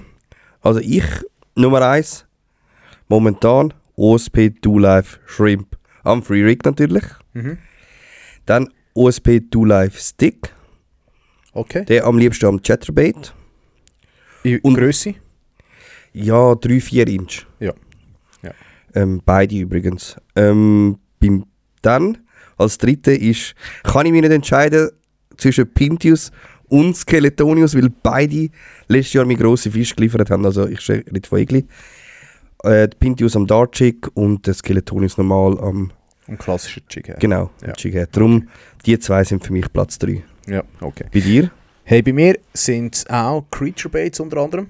Für mich ist am Rig, ob jetzt das Texas, ob das Carolina, das Dropshot oder was auch immer ist für mich ganz klar der USP. Ja. Frag mich nicht welchen. Keine Ahnung. Er sieht aus wie so eine Larve. Ich glaube, das ist der Do-Life Shrimp. Der Shrimp sehr wahrscheinlich, ja. Ich kann's dir jetzt sehen. Der Craw ist wirklich ein Nein, Krebs. ist nicht der Croc. Sieht aus wie so eine Libellenlarve. Das ist der Shrimp. Hey, brutal. Also wirklich, mit dem habe ich vorletztes Jahr und letztes Jahr Egli gefangen oder bei uns noch und nöcher. Die Farbe ist so ein bisschen violetter Bauch und oben für ist glaube ich so ein bisschen brünlich-schwarz. Irgendwie Ja. so. Ja, okay. Die haben ja auch immer so Nummern. Ja, keine Müsstest du jetzt da musst Nummern du mich- sagen, Nein, sonst da musst du mich nicht fragen. Eben. Aber ich habe eben mir in der Tacklebox, das ist ganz klar. Und dort ist aber auch der Garnelius sehr stark bei mir. Der Ja. ist, finde ich, wirklich ganz ein geiler Köder. Also aktuell, wenn ich auf Egli fische, denke ich sicher Garnelius zuerst hin.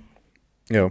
Stimmt, das Jahr mein erster guter Egli, den ich gefangen habe, habe ich auf den Garnelius gefangen. Ja. Also wirklich, finde ich, haben einen geilen Job gemacht. Dann Dann, soll ich dir doch gerne noch sagen, was so ein bisschen das Internet sagt, was anscheinend der Lieblingsköder ja, auf Egli aber ist. warte, darf ich noch fertig Sorry, machen? Ich kann noch. Entschuldigung, ja, natürlich. Dann ist bei mir ein Crankbait, ist bei mir auch sehr hoch im Ja. Kurs. Finde ich ganz geil, ich fische sehr gerne mit Crankbaits. Mhm. Und da habe ich den von der Sakura, der SCB Crank 200F. Hey, ganz ein geiler Crank, also wirklich schön bullig, geht schön tief, der geht auf etwa 2,5 Meter runter und den kannst du wirklich geil durchziehen, macht brutaler Radau. Und beim dritten ist für mich ganz klar, wie sagen wir dem, ein Must-Have oder so ein halt Spinner geht immer. Okay. Ein Stückchen Braun 2 mit dem silbrigen Blättchen, Ja. eine rote Zeichnung drauf, das ist für mich allgemein so der Allround-Köder. Du hast gemerkt, du bist mehr so ein bisschen der Hardbait-Lover Ja. und ich ein bisschen der Softie. He? Ja, und ich bin vor allem nicht so der Rig-Fischer. Ja. Also, ich habe wirklich, für mich ist die Rigs, also vor allem das Carolina Rig, ist für mich so ein bisschen, ja, ich mache es, aber wenn Du kannst es kann eben nicht wählen- nur eben machen, du musst es schon verstehen können. Ja, ist okay, Oli, ist okay. Genau. Dann machen wir doch schnell, was Internet sagt. Also, nehmen mich da nicht für voll. Der Fachhandel wird es wahrscheinlich etwas anderes sagen. Ich habe noch schnell im Google gefragt, hey, sagen wir schnell mal die 3 Top-Egli-Köder. Laut Google ist Kitec Swing Impact. Das ist der Grippeti, gell? Genau, das ist der Grippeti. Vor allem eben wegen seiner, ist halt eben ein Klassiker, ist ein weicher Softbait, natürliche Aktion und vielseitig einsetzbar. Dann haben wir den Westin Shetties Slim, hätte ich jetzt nicht gedacht. Ja. Eben sehr bekannte Marke und knackt. Eine knackige Aktion. Okay, ja, okay. Cool. Dann da kommt schon der USB Dual-Life Stick. Ist klar, hochwertige Köder, lebendige Aktion und wird am häufigsten gekauft in der Schweiz. Okay. Ist es von Google Gemini, von der AI? Ja. Cool. Genau. Hey, komm, dann. So, jetzt kommen wir zum da angenehmen Thema. Jetzt kommen wir zum richtigen Raubfisch. Wenn wir es so machen, ich lese da vor, was ich aufhebe und du tust einfach reindroppen. Wenn es für dich okay ist, ja. Das machen wir doch so. Also beim Hecht eben bevorzugte Köder sind zwischen 10 und 25 cm. Ich wäre da anderer Meinung mit den Grössen. Wirklich? Ja, ich will schon noch ein bisschen grösser fischen. Nein, so 40er Line-Through-Trout muss ja, schon sein. Okay, nein, ja, okay, nein, sicher also nicht. weißt, wir reden hier von der Schweiz. Natürlich. Eben vor mir steht eher ein massiges Profil, jetzt nicht so schlank wie beim Egli. Etwas, das ein bisschen Volumen hat, das Druck unter Wasser macht. Aber auch da gerne etwas Realistisches. Eben so klassische Grössen, so Swimbaits, Wobbler, Gummifisch und Spinnerbait. Ich bin da so ein bisschen teilter Meinung. Ich habe es halt auch noch auseinandergenommen zum Spinfischen und pelagisch Fischen. Und Ja. das sind für mich einfach 2 Paar Schuhe. Ja, logisch, ja. Von Aber ich der tue nie Farbe- belagen. Nein, ist klar. Nein, ich sage einfach, von der Farbe her, man könnte noch das Ansitzfischen reinnehmen, das ist etwas anderes. Nein, machen wir beide Die nicht. Farben kommen ja noch. Genau, aber Spinfish, also beim Spinfischen habe ich am liebsten so ein bisschen einen Hechtköder, das ist für mich dort so von 10 bis 15, 16 cm, vielleicht 18 cm, so. Und beim Pelagen ist alles drauf. Das ist für mich so ein bisschen der Hauptunterschied. Entschuldigung schnell, es hat gerade jetzt jemand unseren Ja, ich hab's Podcast gesehen. kommentiert Hab's von der 19. Folge mit dem Flo. Wann ist die Fischermesse? Hast du gesehen? Gesi, wann ist die Fischermesse? 26? Genau, das sind für mich so ein bisschen die Größe, von 10 bis so 18 cm zum Spinfischen und alles, pelagisch Fischen, alles drauf. Also da kann man, ist oben offen eigentlich, sage ich jetzt mal. Würde ich so ein bisschen decken, also ich würde mir keinen grösseren Köder als irgendwo 28 cm kaufen. Keine Ahnung, 30 wäre für mich schon fast schon, einfach nur schon rein von der Zahl her zu viel, aber mag gut sein, dass vielleicht da viel den Kopf schüttelt. Ja. Und von der Form her bin ich da eben auch teilter Meinung. Habe ich einerseits beim Spinfischen darf er auch gerne ein bisschen wuchtig sein, er darf gerne ein bisschen bauchig sein auch, weißt, so ein bisschen wirklich ein Köder, wo ich nenne jetzt so bewusst den Pike Shad, weil der ist eher ein bisschen ein bulligerer Köder, sage ich jetzt einmal. Oder auch der Westin, Der Pike Shad findest du jetzt du bullig? Ich finde ihn eher bullig im Vergleich zu einem Aber wenn du jetzt vergleichst mit dem Shetties, ist der Shetties schon viel bulliger. bauchiger, ja. Ja. Aber seitlicher Volumen. Ja, okay. Hätte ich ja, jetzt gesagt, so, ist beim ja. Pike Shad eher ein bisschen da. Der ist halt rund. Oder? Und der Shetties ist halt eher so ein bisschen bauchig. Was auch nicht schlecht ist, selbstverständlich. Also, ja, und eher so ein bisschen in die Richtung würde gehen. Und beim pelagisch Fischen bin ich eher so ein bisschen der dann eher ein bisschen einen schlänkeren Köder, sage ich jetzt mal, braucht. Einen weicheren Köder auch. Ja, das ist so ein bisschen. Sorry, ich bin immer noch bei der Form, weil ich finde zum Beispiel ein Duckshad. Sagt der Duckshad etwas? Ich kann gerade For in den Kopf, Illusion Race, so grosse ja. Drachenaugen. Ja. Das ist jetzt so ein richtiges Volumen. Genau. Und der ist für mich gut zum Hechtfischen. Ja, absolut, fix. absolut. Aber zum pelagisch Fischen, weiss ich nicht, habe ich jetzt weniger so die Erfahrung gemacht, dass der zieht, ganz ehrlich. Obwohl ich ja auch doch mit dem Lamelli auch schon pelagisch gefischt habe. Aber es ist nicht pelagisch, ich habe nicht einfach runtergelassen und gewartet, sondern ich habe wirklich die Fische angerührt. Und ja, das ist so ein bisschen, mit dem unterscheide ich so ein bisschen. Oder? Also, wenn du wirklich eigentlich direkt unter dem Boot fischst, dann bringt er einen Paddletail nichts, dann bringt er einen wuchtigen Köder, von mir aus gesehen nichts, sondern dann soll er schlank sein und wirklich weich und ein bisschen spielerisch, dass er wirklich sehr, sehr filigran ist. Und beim Spinfischen, wenn du wirklich rührst, dann musst du irgendwie die Aktion, du musst irgendwie ein Zeug auf dich ziehen, du musst wissen, dass die Hecht dich wahrnehmen. Und das machst du halt mit einem Köder, der eher ein bisschen bulliger ist, ein bisschen Wasserverdrängung hat. Ja. Hey, super, hast du eine gute Überleitung gemacht. Die Bewegung, Aktionen, die ich mir aufgeschrieben habe, eben kraftvolle Köder, wo die Hechte aus der Reserve locken, die auch Vibrationen erzeugen, wo vielleicht auch mal wie bei einem Swimbait so unregelmäßige Ausbrecher machen oder ein Jerkbait, wo du auch mal stehen lassen. Ja, genau. Absolut. Genau so. Zwischendrin eben, mach mal Köder an, wo vielleicht vibrieren, die ein bisschen auch Lärmen unter Wasser machen, um Exakt.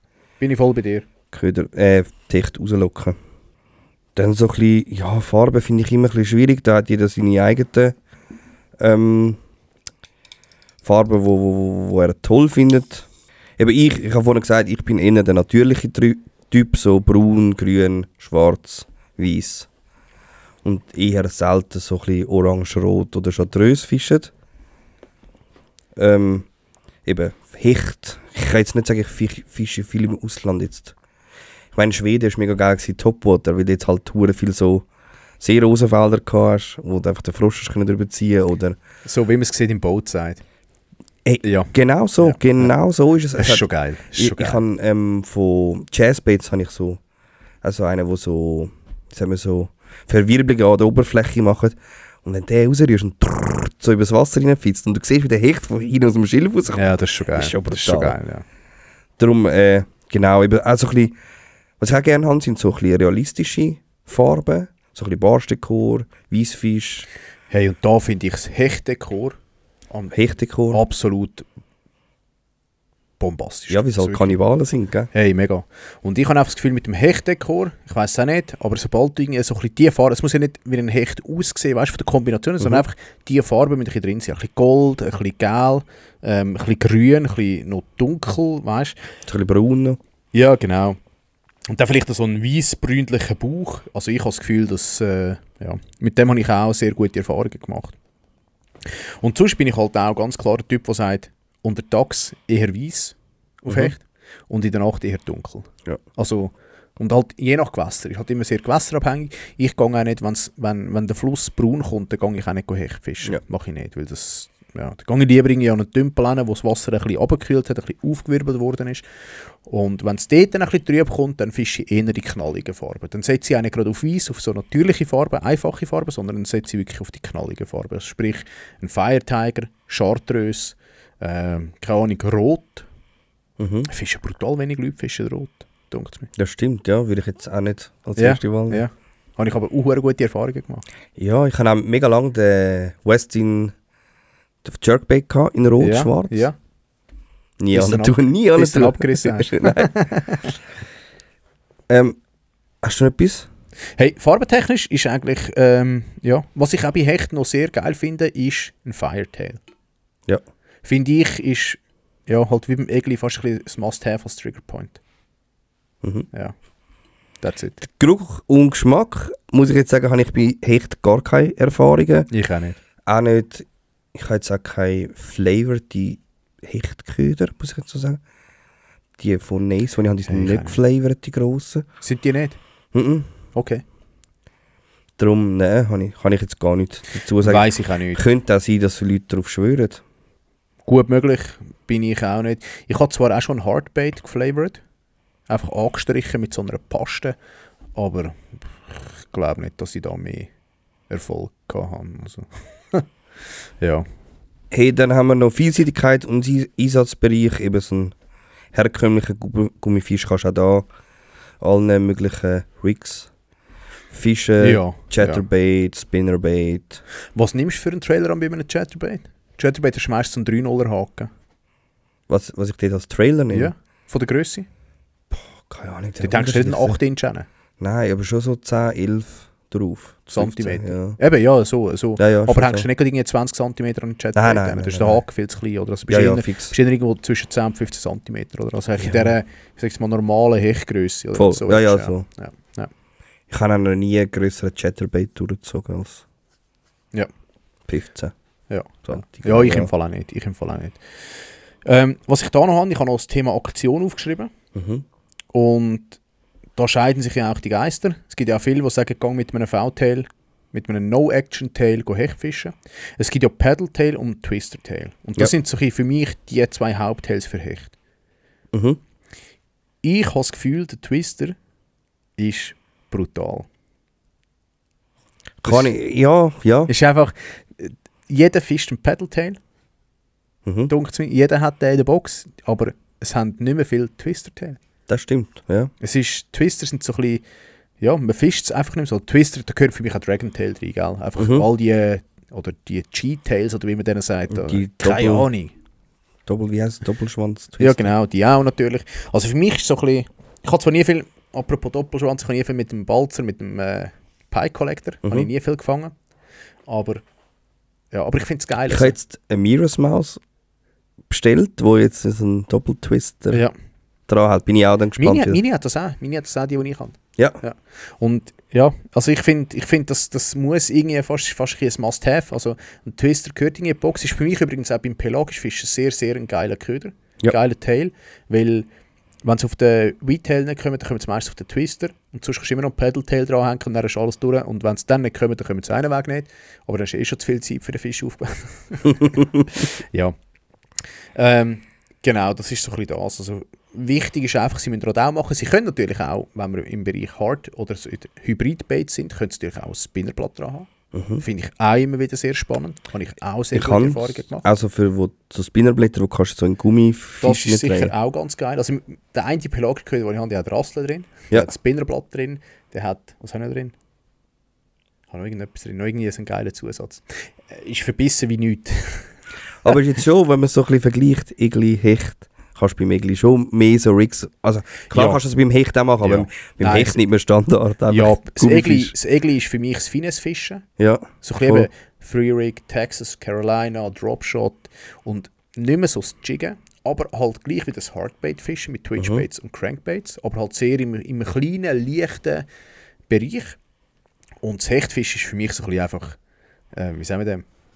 Das Grobmotorische. Ja, danke, ich habe Wurstfinger, ich kann Hecht fischen, so dem stimmt. Ja. Das ist für mich so ein bisschen das. Du kannst dranhängen, was du willst, irgendwie kommen sie immer.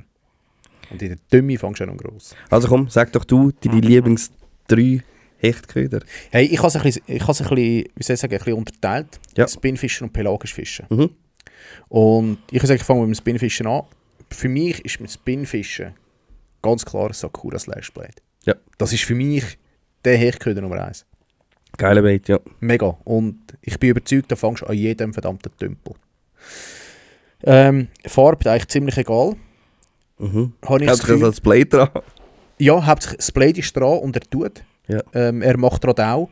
Von der Grösse her bin ich da eher bei 10 cm oder 12,5 so in dem Range. Grösser habe ich noch nicht so viel Erfahrung gemacht. Also mit 15 cm noch nicht so viel gefangen. Da bei uns in der Schweiz. Mit 7,5 cm auch nicht. Was ich da schon kann, sind 2-3 Egli, aber auch in der Ausnahme. Das ist nicht gerade mein Lieblings-Egli-Köder. Dann natürlich auch der Major Fish Pike Shad. Ja.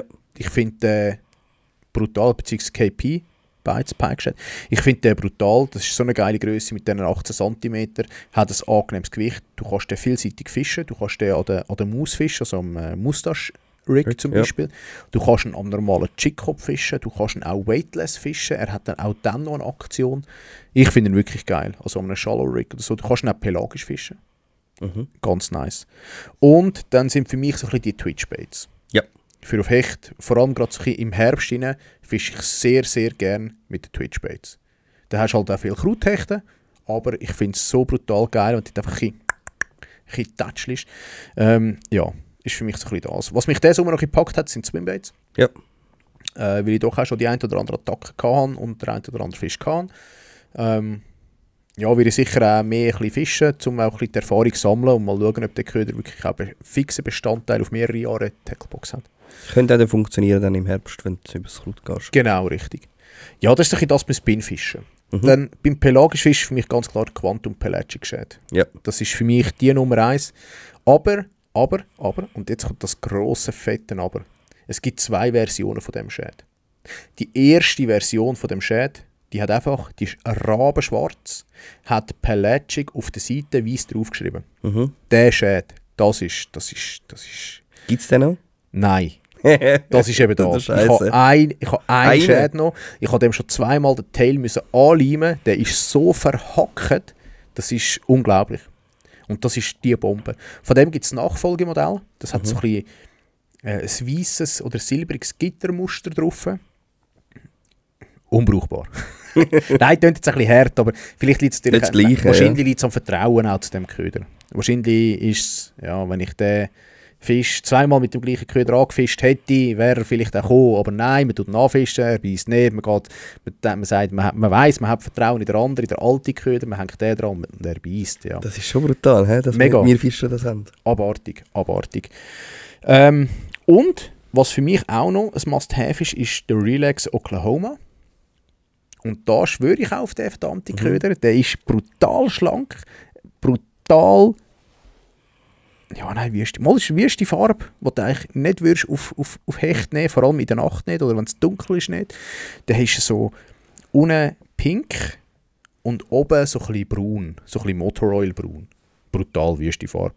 Und das andere ist so ein Violette, so Bubblegum. Brutal wüst. Aber die laufen, die sind verbissen, die sind gespickt mit Blättern und Rasseln und die sind verbissen, die Cape fast raus, die Siechen.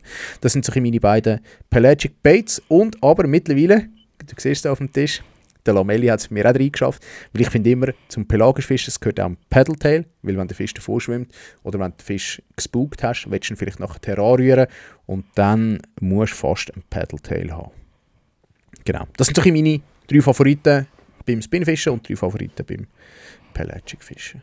Bei mir ist ganz klar auf der Nummer 1 DRT K9. Ist ja klar, Swimbait. Klassisches Swimbait natürlich auch. Muss bei mir sein. Dann Nummer 2 ist der Revolution Tackle Duck Shad. Ja.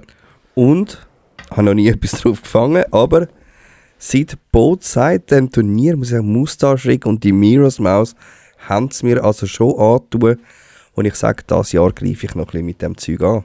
Unbedingt. Also ich habe auf die Maus habe ich auch schon gefangen, schon mehrmals. Ja. Also einfach auf den VMC-Kopf, wo du einschrauben kannst, so ein Screw-Kopf. Ich find die einfach geil. Ja. Mega. Was halt einfach ist, du musst das Rig selber binden, oder du kannst es kaufen dort natürlich.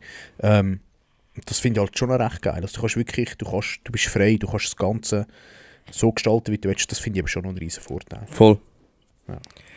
Dann soll ich sagen, was Google noch gesagt hat. Ja, gern. Das wäre noch spannend. Google sagt... Bei dir ist kein einziger Hardbait drin, hä? Doch, sicher doch, das der erste. DRT. Ja, stimmt.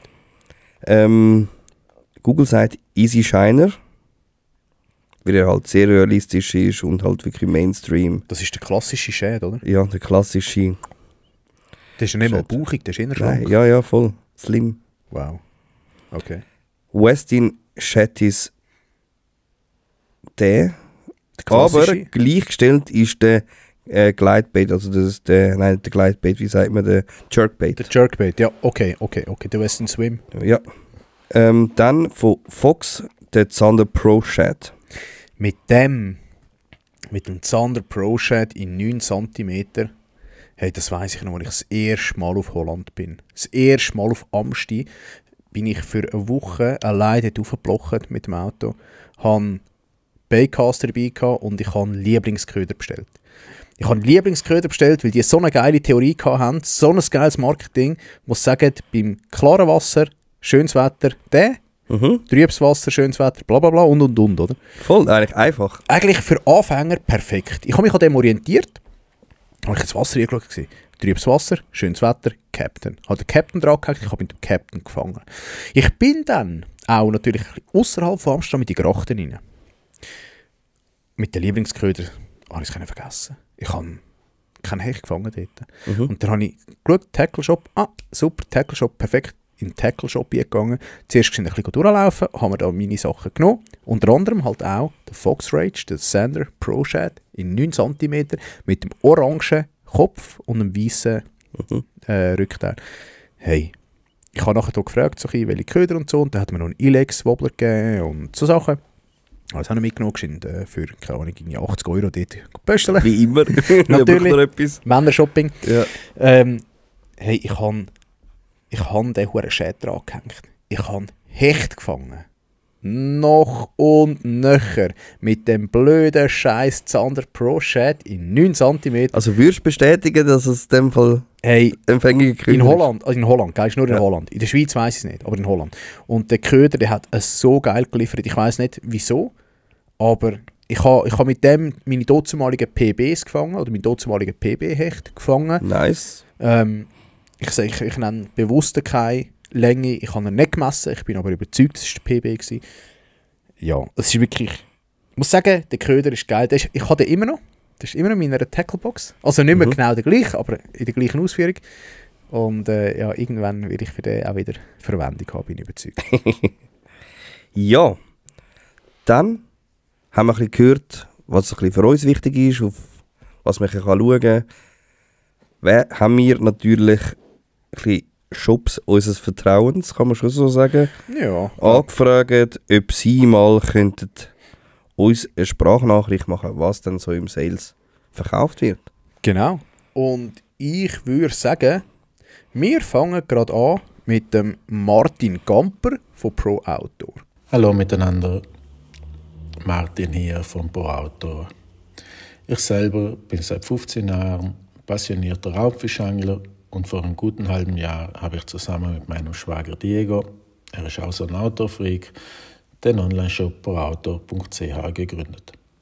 In dem Shop dreht sich alles rund um Outdoor-Aktivitäten wie Fischen, Wassersport, Campen, Wandern und vieles mehr. Haben wir noch ein überschaubares Sortiment, aber gerne stelle ich euch unsere meistverkauften Köder in diesem ersten Halbjahr vor. Beim Hecht haben wir vor allem anfangs der Saison, sprich zur Hechteröffnung, flachlaufende Köder verkauft, viele Jerkbites, wie der Guppy oder der Buster Jerk von Strike Bo, aber auch ein bisschen kleinere und schlankere Jerkbites, wie der Realize von Duo oder der Mad Max von Naze, konnte man viele verschicken. Überraschenderweise, oder für mich überraschend, die Miuras Maus von der Marke CVC konnte man sehr viele verschicken, von der kleinen Maus bis zur großen oder bis zur doppelten Maus sind wirklich sehr gefragt. Hat mich ein wenig überrascht, da ich nicht dachte, dass in der Schweiz, wo wir eher tiefere Gewässer haben, die Maus so gefragt ist. Auch große Gummifische wie der 3D Heringsschäd und der 3D Whitefish von der Firma Savage Gear sind sehr gefragt. Wundert mich aber auch nicht, da die Gummis wirklich außergewöhnliche, tolle Farben haben. Zu guter Letzt nicht zu vergessen der Ghost und der Twin von der Marke Naze. Beides Gummifische. Das sind wohl, glaube ich, im Moment die gefragtesten Gummis und ja, da waren wir auch ruckzuck restlos ausverkauft.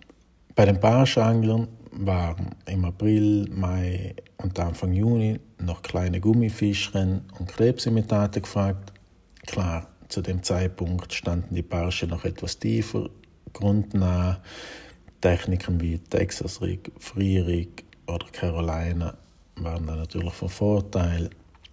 Köder wie der Do-Life Stick, der Do-Life Shrimp von der Marke OSB, Krebsimitate wie der Crazy Flapper von Kitec oder auch die Crofanace waren schon sehr gefragt zu der Zeit. Auch viele Netrig-Köder von der Marke Siemens konnte man verschicken.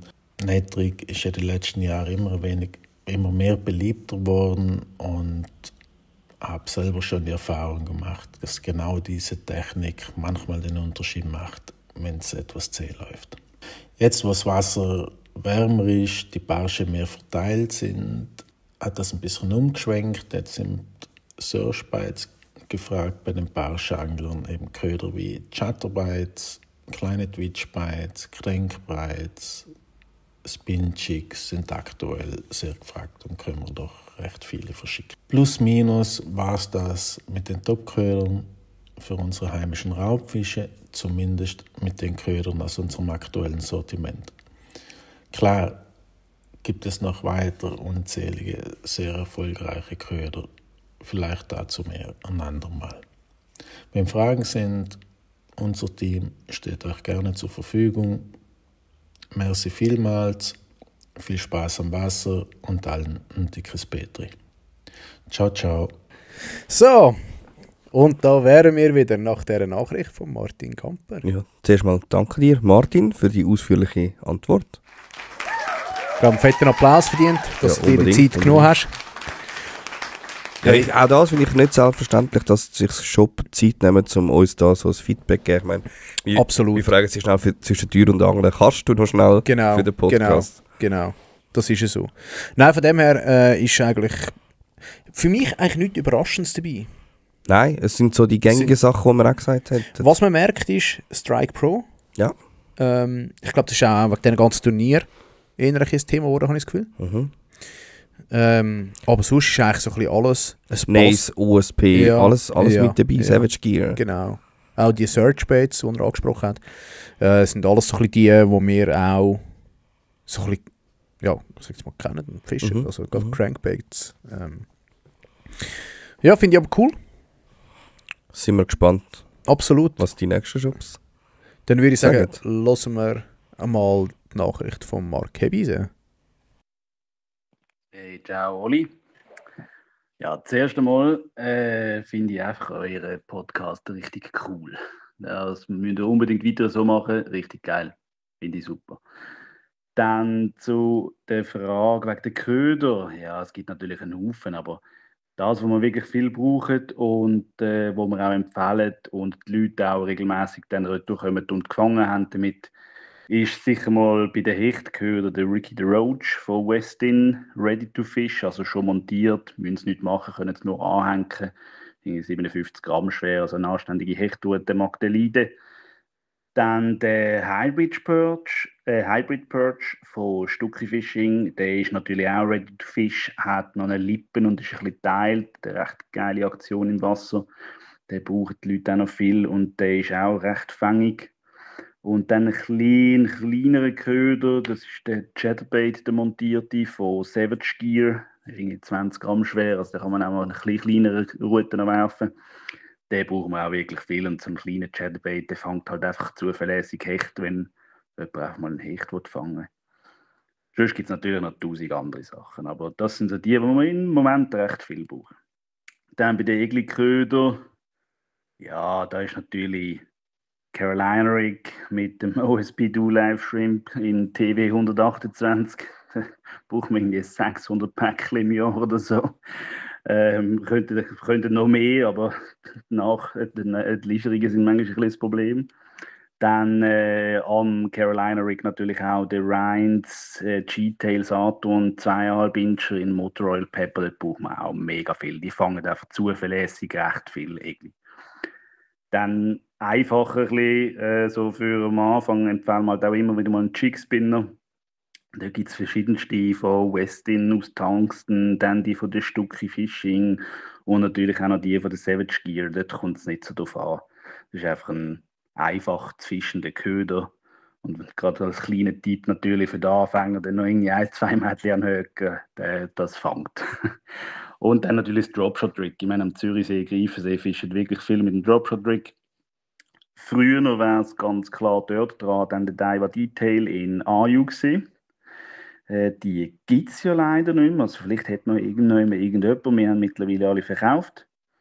Heute sind es am Dropshot-Rig natürlich vor allem der Shad Impact von Kitech in 2 und 3 Inch und dort natürlich Farb Wakasagi, Vio Greeny und Ayu. Das ist so Standard, das fängt recht gut. Und was ich halt wirklich auch noch sagen, gerade bei den Egli, wenn du so ein bisschen grössere befischen willst, dann ist natürlich bei mir ganz klar, ich empfehle das auch immer wieder den Leuten, die Leute haben manchmal ein bisschen Angst davor, am Texas Rig ein Dual Live Craw in 3 Inch, der ist halt dann schon recht fett. Und dort vor allem TW 146 beim ISO Black und TW 195 im ISO Black, also eher ein bisschen dunkler, also krebsfarbig. Aber wenn ein Egli auf so einen grossen Krebs losgeht, dann ist er meistens auch nicht noch irgendwie 15 cm. Und ich fische es halt einfach richtig gern. Carolina fische ich mehr, aber eigentlich fische ich lieber Texas Rig und das bringt etwa die einen recht anständigen Egli.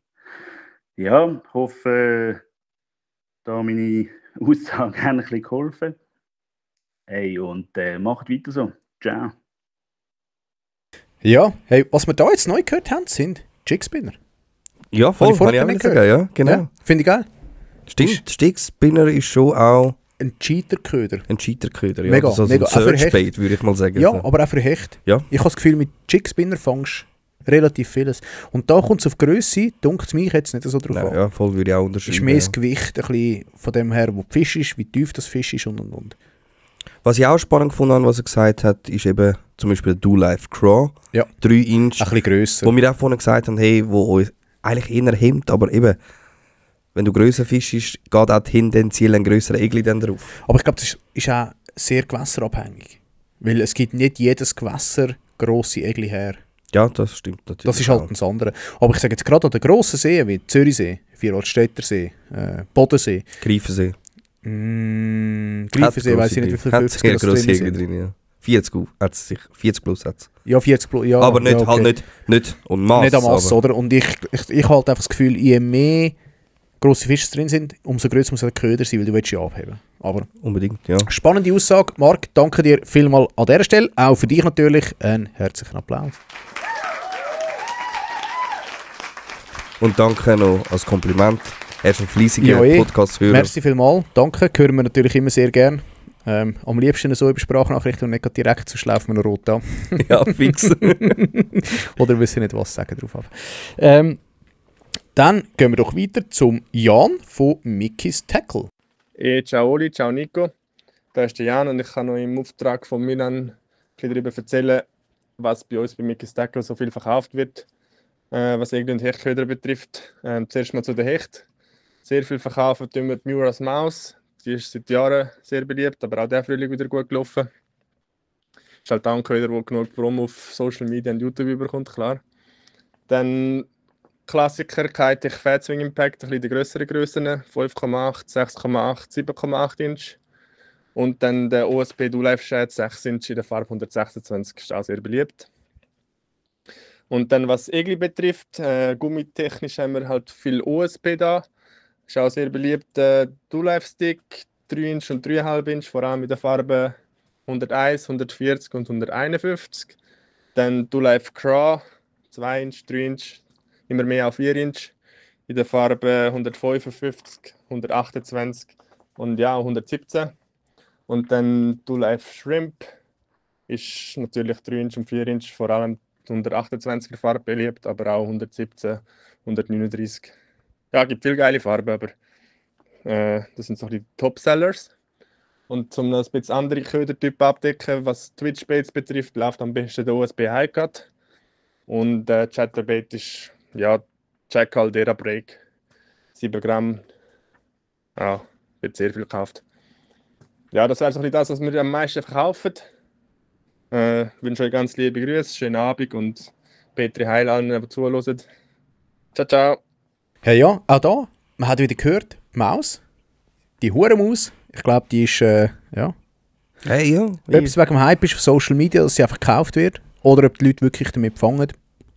Bis jetzt, hast du grosse Fangbilder von der Schweiz? So im Gedächtnis von diesem Jahr? Von der Maus? Mhm. Von der Schweiz? Mhm. Nein. Eben, gell? Auch nicht Nein. Ich habe sie auch schon 2-3 Mal gefischt, vielleicht einfach zu wenig. Ja, keine Ahnung. Irgendwie, für mich, ich habe sie ja schon pelagisch mal ausgerührt, um einen Hecht oben raus anfischen. Nicht funktioniert. Keine Ahnung, hey.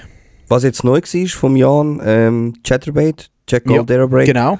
Auch mein absoluter Favorit Chatterbait, fische ich auch sehr gerne. Ja, absolut. Ich weiss, wo wir zusammen auf dem Boot waren und mit Chatterbait gefischt haben, dort, am 2. Mai, ist es, glaube ich, letztes Jahr, oder 3. Mai, irgendwie so auf dem Greifensee. Und wir hatten Nachläufer von Hecht, von Chatterbait, aber bisher hat er keinen. Ja. Und Chatterbait, in der Schweiz habe ich noch nicht manchmal einen Fisch gefangen auf Chatterbait. Muss ich ja sagen.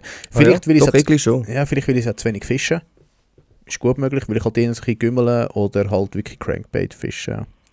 Hey, was mich nicht verwundert, bei Mickey ist viel OSP. Aber ist ja klar, er verkauft viel Japan-Sachen, darum ich glaube auch, die Leute stürzen sich dort halt drauf. Weil es halt auch dort vom Fachhandel ist, oder? Ja, absolut. Was mich noch ein bisschen erstaunt hat, ist, er ist jetzt auch eher auf die grösseren Grössen gegangen. Also er redet da von 4 Inch.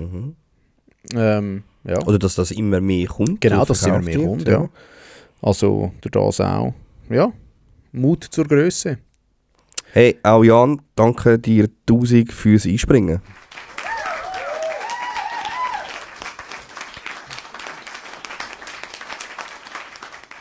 Ja, und dann würde ich sagen, dass wir nicht zu viel Zeit verlieren, gehen wir gerade zum Yannick vom Petri Point.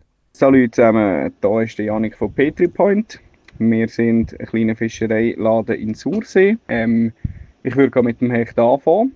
Denn im Winter ist es so, dass wenn ich auf Hecht gehe, dann ist das entweder extrem langsames Jiggen mit so 8-Inch Gummifisch und nur einem 10 oder 5 Gramm Jig-Kopf. Oder das andere, was ich dann gerne mache, ist mit einem toten Köderfisch.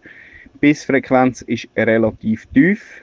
Dafür, wenn ich mit dem Köderfisch und dem Köder etwas grösser gehe, ist dafür auch mal ein grösserer dabei, wenn etwas beisst. Dann, sobald es so richtig losgeht, ab dem 1. Mai, genau, Köder natürlich oben durch, die Hechte sind im Fall oben innen.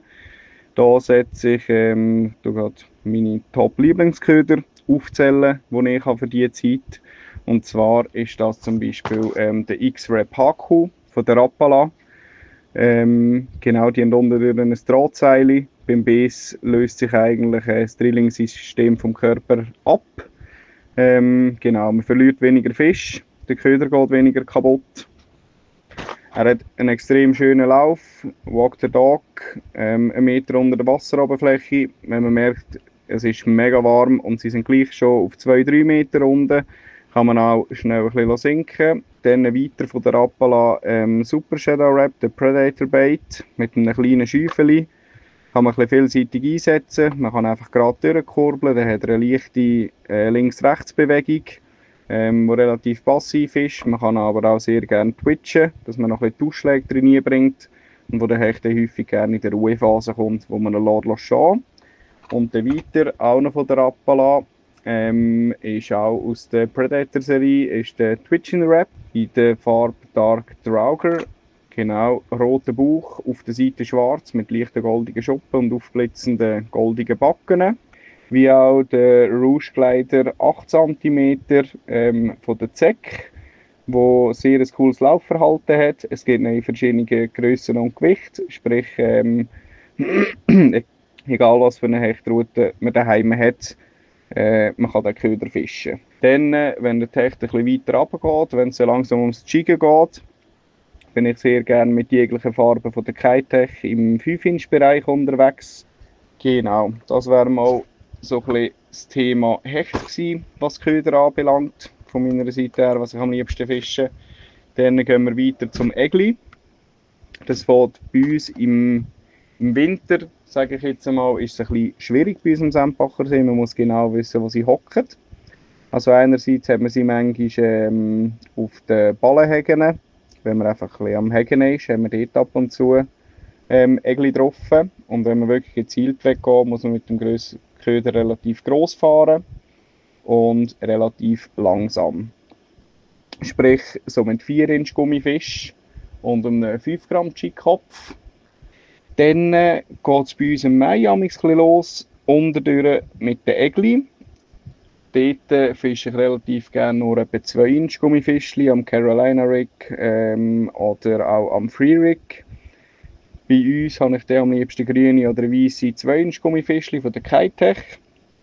Auch extrem langsam geführt, meistens nur ein bisschen über den Boden gezogen. Das Tungsten Play, also das läuft ich meistens nicht ganz vom Boden weg, sondern ziehe es eigentlich mehr oder weniger mit permanent gespannter Schnur.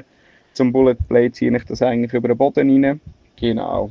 Dann, sobald es noch Juni, Juli reingeht, sie langsam ins Freiwasser kommen, dann bin ich sehr gerne mit Jerkbaits unterwegs. Von der Rapala, zum Beispiel mit dem Jack Deep. Dort bevorzuge ich vor allem Wobbler, wie zum Beispiel der Albino Shiner mit einem weißen Bauch. Das hat sich bei uns ein bisschen herauskristallisiert am Sempacher See, dass sie gerne auf Köder gehen, die unterdurch hell sind. Genau. Dann funktioniert es in diesen Monaten vom Sommer auch sehr gut mit dem Carolina Rig, jedoch relativ langsam geführt. Sie sind noch nicht so aggressiv getroffen. Genau, Carolina Rig, meine absolute Lieblingsfarbe ist der TW 128 Olive Shrimp 3-Inch, den ich extrem gerne fische. Entweder Olive Shrimp oder Olive Crow. Das ist so grünlich-violett. und dann auch noch der Semi 65 Schachtkreuz Shad. Der hat nämlich auch einen weißen Bauch und ist oben durch noch so bläulich-gelb, so eine gelbliche Seitenlinie. Fliegen beide extrem weit, also wenn wir mit so Mittellight-, Ultralight-Routen unterwegs sind, dann bringt man die ziemlich auf Distanz. Dann auch nicht zu vergessen ist der einfache Spinner. Das bezieht sich jetzt auf Egli und Hecht. Die grosse Vibration hinten raus ist extrem lockend für die beiden Fischarten. Genau. Ich habe mich jetzt probiert, hier ein bisschen kurz zu halten. Ich glaube, über das Thema könnte man in Ewigkeit reden. Mache ich auch gerne. Ich habe jetzt einfach mal ein bisschen meine wichtigsten Sachen und Erfahrungen mit euch geteilt. Genau. Ich wünsche noch ganz ein schönes Tag. Und wenn ihr mal zu Ursi sind, dann könnt ihr doch gerne im Petri Palm vorbeischauen. Ganz schönen Abend miteinander. Dankeschön. Hey ja, und auch die Janik. Danke vielmals an dieser Stelle.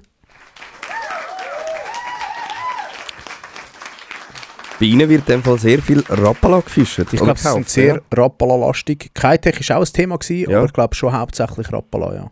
Ja, absolut. Das war eine spannende Marke im Vergleich jetzt zu den anderen eher, sagen wir in Anführungszeichen, Zürich-Shops. Ja, voll.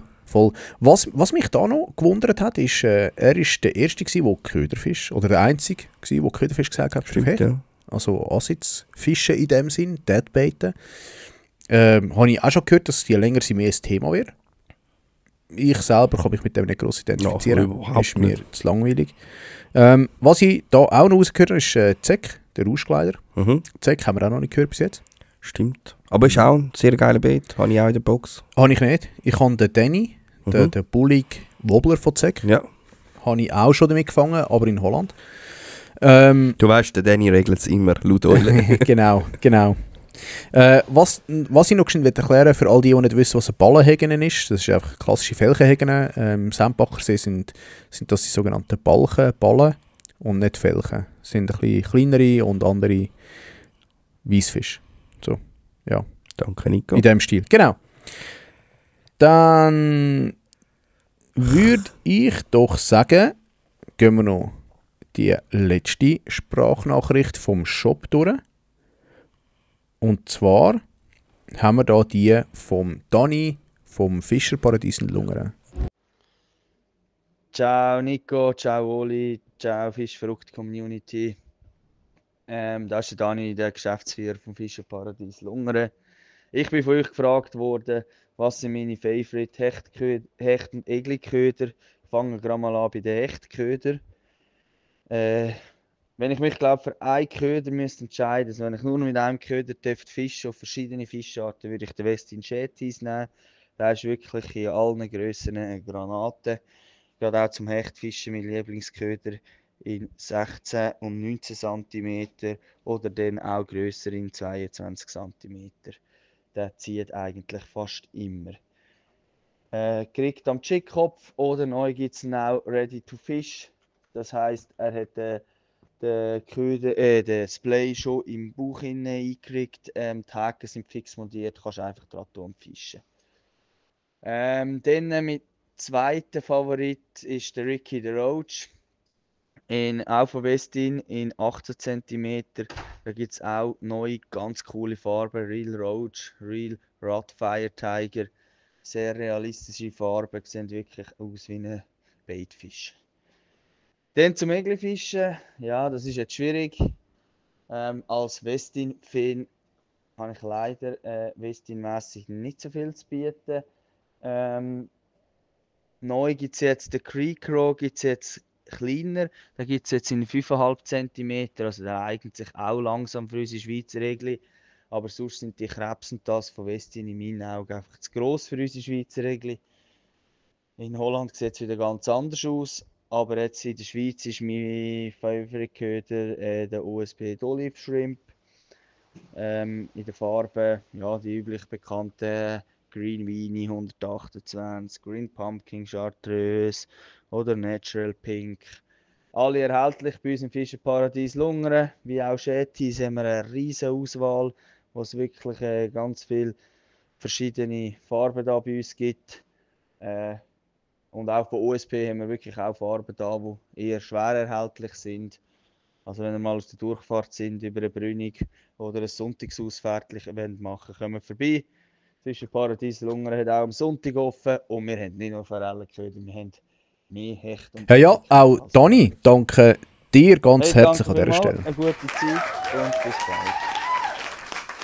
bald. Und nicht zuletzt, ich glaube, das dürfen wir ein wenig liken. Der Dani wird mal unser Gast sein im Podcast. Mega cool. Finde ich schön, dass du da bei uns vorbeikommst. Wir werden dann über Put and Take reden und ich bin überzeugt, dann wirst du mehr Köder von dir auch können verraten bzw. sagen, was bei dir oben so wann läuft und ja, nicht nur auf Hecht und Egli, sondern dann gezielt auch auf Forellen. Aber als Western Promoter ist klar gewesen, also sehr viel Man hat es Western gemerkt, gefischt. ja, absolut, ist ja auch richtig so, als Promoter Voll. bzw. als Teamfischer musst ja, oder machst es ja auch gern, ich meine, sonst wärst du ja nicht part of the game bei dieser Marke, aber, wie er es gesagt hat, die Creek Craw, ja, glaube ich, ist halt einfach so ein bisschen das, dass man in der Schweiz eher ein bisschen kleiner fischt. Ob das irgendwie so wendet, ob es eher beisset oder ob das halt einfach auch die Vorliebe ist. Auch Müssen wir mal über eine Studie dazu machen. Hm? Auch er wechselt auf OSP. Ja, das wären so ein bisschen die Sachen gewesen von den Sprachnachrichten von den Shops. Und ja, jetzt würde ich sagen, sind wir kurz und schmerzlos und wir haben ja die Community noch gefragt. Also euch, ja, euch. Genau, euch Zuhörer. draussen. Und wir haben von euch noch wissen, was für euch der perfekte Hecht- und Egli-Köder ist. Und so ein bisschen als Start würde ich sagen, fangen wir gerade mit dem Sidi an. Hey, ciao Jungs, ich hoffe alles gut bei euch. Ich dachte, ich muss mich da schnell melden. Für mich ist der Lieblingsbait ohne müssen überlegen. Der Dartjig von Topis in Kombination mit dem 7 oder 9 cm Pinctius Mochaccino. Das hat das Jahr schon wieder so fucking viel und vor allem auch grosse Fische gebracht. Also ja, wer es jetzt noch nicht geschnallt hat, dass man auf die Egel darten zu der wärmeren Jahreszeit, ja, das ist eine verlorene Seele und sollte es unbedingt noch nachholen.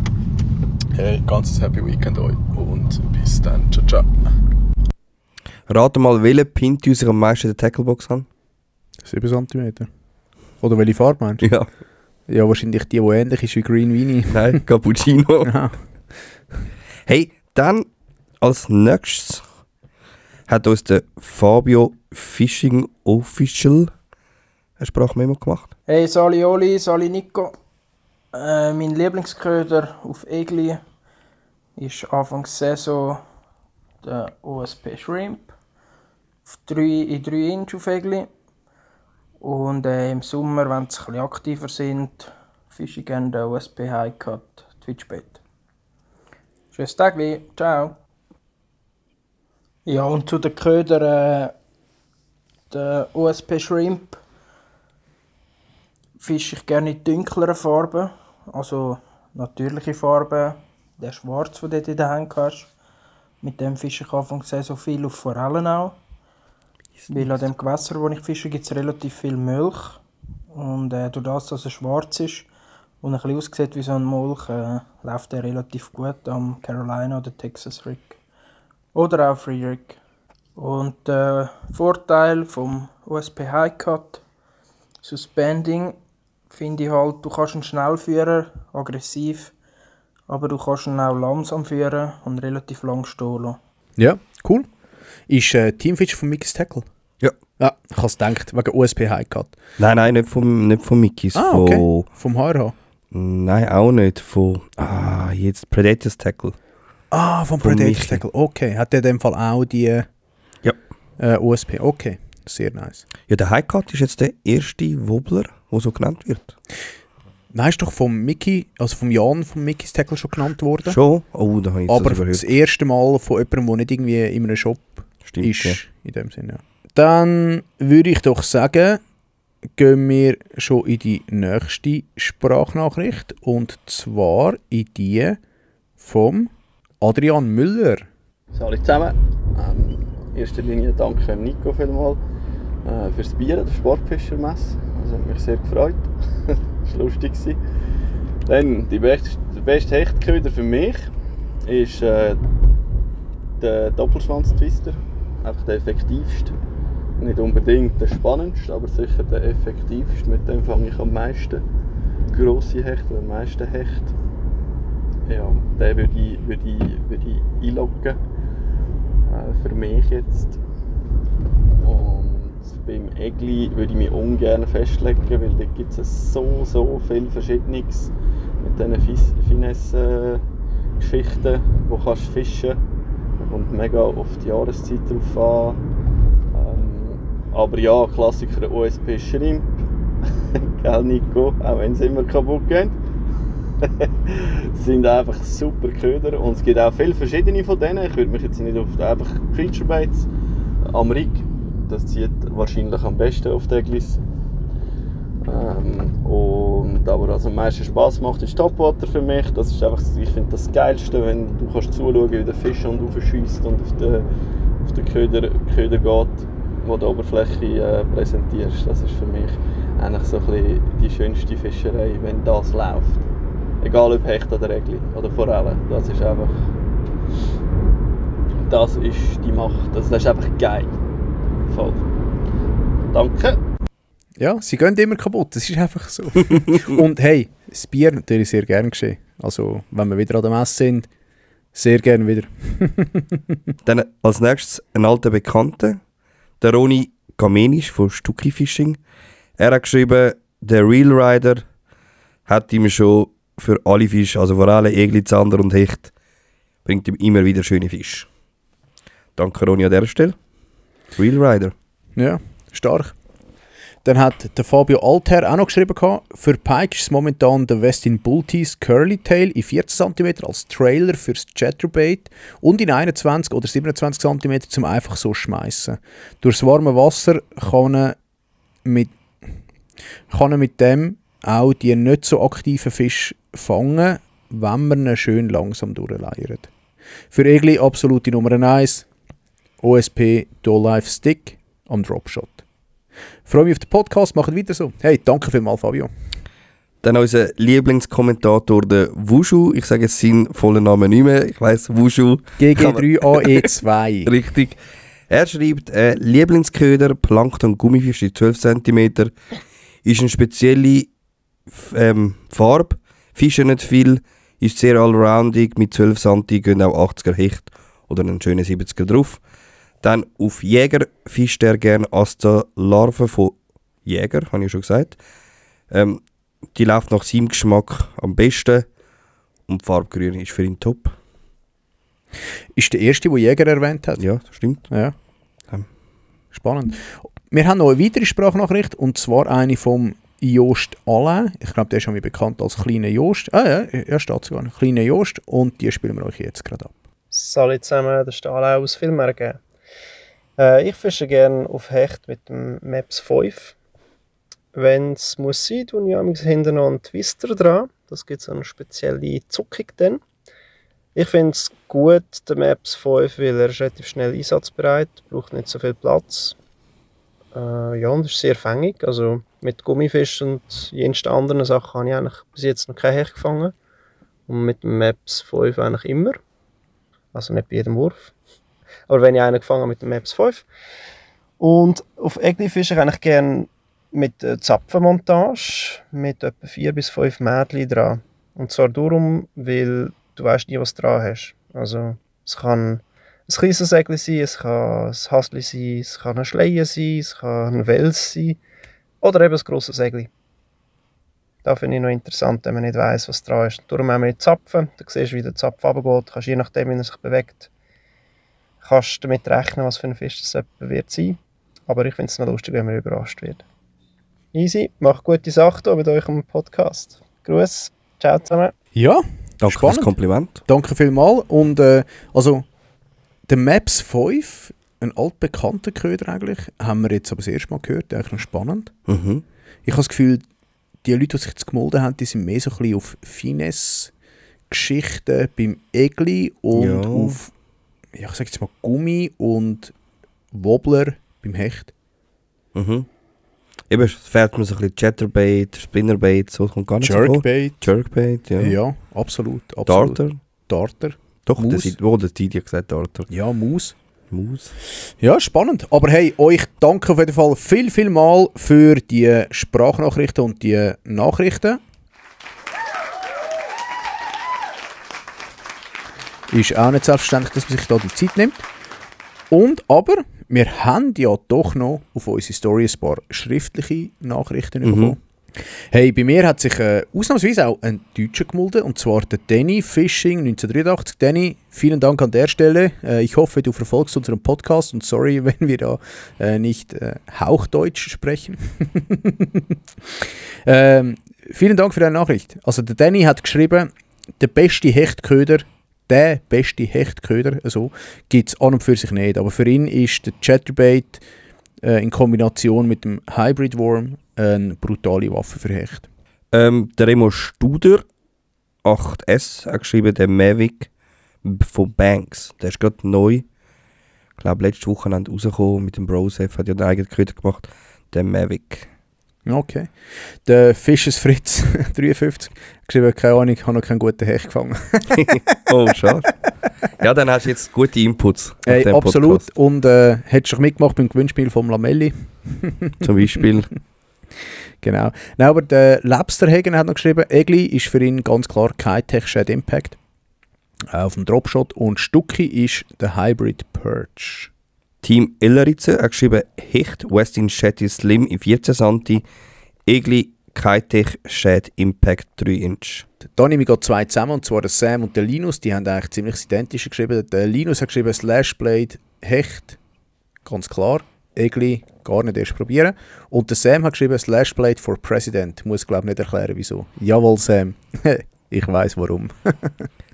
Der Windreiter Underline 17S, Miros Maus auf Hecht und Spinner für Egli. Spinner geht da immer. Ja. Der To-Catch-Tackle hat geschrieben Berkeley Nessie 22 cm für Hecht, weil es ein Soft-Swim ist, wo sich extrem vielfältig führen lässt. Der Pascal Underline PS, der Pintius von der Toppis auf Egli, auch mein Hecht-PB schon auf den gefangen. Stark. Props an das. Ja, ganz geil. Dann hat der Christian Kögel Fishing, der Real Rider Curly Tail von Stucki, mehrere Tiefen und mehrere Laufarten möglich. Also eigentlich auch noch ein geiler Köder, den du da sehr flexibel kannst einsetzen kannst. Der Badass Fishermans hat geschrieben, der Molix Glider 178 in Weiss, einfach eine Macht bei jedem Wetter. Ja, geil. Dann hat der Hobbyfischer noch geschrieben, Hecht finde ich den Westin Swim am besten und für Egli irgendein Gummifischli für als Freerig an. Das ist so ganz nach deinem Geschmack, oder, mit dem Freerig. Tourlure.chs Nice Ghost auf Hecht, Toppis Pintius. Also auf Egli. Stark. Dann hat der Fischer Florian Kundert hat auch noch geschrieben, Defiler von Stucki und der Dart Chick mit irgendeinem Gummi dran. Der PV Fishing hat geschrieben, der Garnelius von Toppis. Sauber. Ich habe noch den Wandern Fishing, der Peter. Und was hat er eigentlich geschrieben? Für ihn ist natürlich ganz klar, für Hecht ist seine Maus, die er selber bindet. Und hey Peter, wenn du zuhörst, ich hoffe schwer, dass wir mal eine oder zwei von diesen Mäusen mal hier im Podcast irgendwie verlosen. Unbedingt. Ich würde sie ja gerne selber fischen, aber da können wir noch schön miteinander schreiben, das ist kein Thema. Aber unbedingt mal so eine oder zwei, die wir verlosen können. Das wäre mega geil. Weil von diesen Mäusen haben wir schon viel gehört, ob vom Geier oder vom Aschi. Oder von anderen. Und natürlich auch von dir. Also von dem her, wir sind offen. Some Catches hat geschrieben, der Neuke Smoking Dead Shad Brown, beste, wo je jetzt gibt. Ich habe fertig. Du hast fertig. Dann habe ich noch eine Nachricht vom Dima gehabt, der Flag 210 Gross Design auf Hecht. Kenne ich gar nicht, den Köder. Musst du mal googlen. Gibt es bei uns, glaube ich, noch nicht so zum Kaufen. Ja, okay. Richtig geile Beet. Hey, das sind, glaube ich, alle gewesen. Krass, das war mal eine brutale Umfrage gewesen. Ja, es war geil gewesen. Ich finde es cool, wie die Leute mitgemacht haben. Hey, danke vielmals an dieser Stelle. Komm, ein Applaus ist wert. Ja, absolut. Also eigentlich nicht nur einer. Es wären eigentlich auch mehrere wert. Hey, danke vielmals. Richtig geil. Jeder Einzelne kommentiert, aber ich glaube, für das lange einfach wirklich effektiv Zeit nicht. Dann wären wir da 4 Stunden noch dran. Absolut. Aber vieles deckt sich ein bisschen mit dem, was wir am Anfang erzählt haben, was ein bisschen die Jobs gesagt haben, wenn wir es jetzt ein bisschen zusammenfassen Ja, also was ich vor allem viel gehört habe, was mich erstaunt, ist Maus. Ja, und Maps auf Egli. Maps, ja. Aber auch Kitech ist... ja. OSP, ja, das ist klar. Ja, absolut. Ja, finde ich geil. Ist cool, ist mega nice. Und danke vielmals an dieser Stelle an euch alle da draußen, die uns supportet, mit Umfragen mitmachen, mit Antworten schicken, mit Fragen schicken, mit weiterempfehlen, mit hören, kommentieren. Also wirklich, hey, brutal geil. Danke vielmals da draußen. An dieser Stelle würde ich einfach noch sagen, hey, wenn ihr irgendwie Fragen habt oder so, die wir vielleicht einmal hier im Podcast beantworten, vielleicht auch, schreibt, getraut euch, meldet euch bei uns, wir nehmen unbedingt auf, was von euch kommt. Soll ja auch ein bisschen für euch von uns sein. Ja, richtig, genau. Hey Nico, dann würde ich sagen, wir haben genug.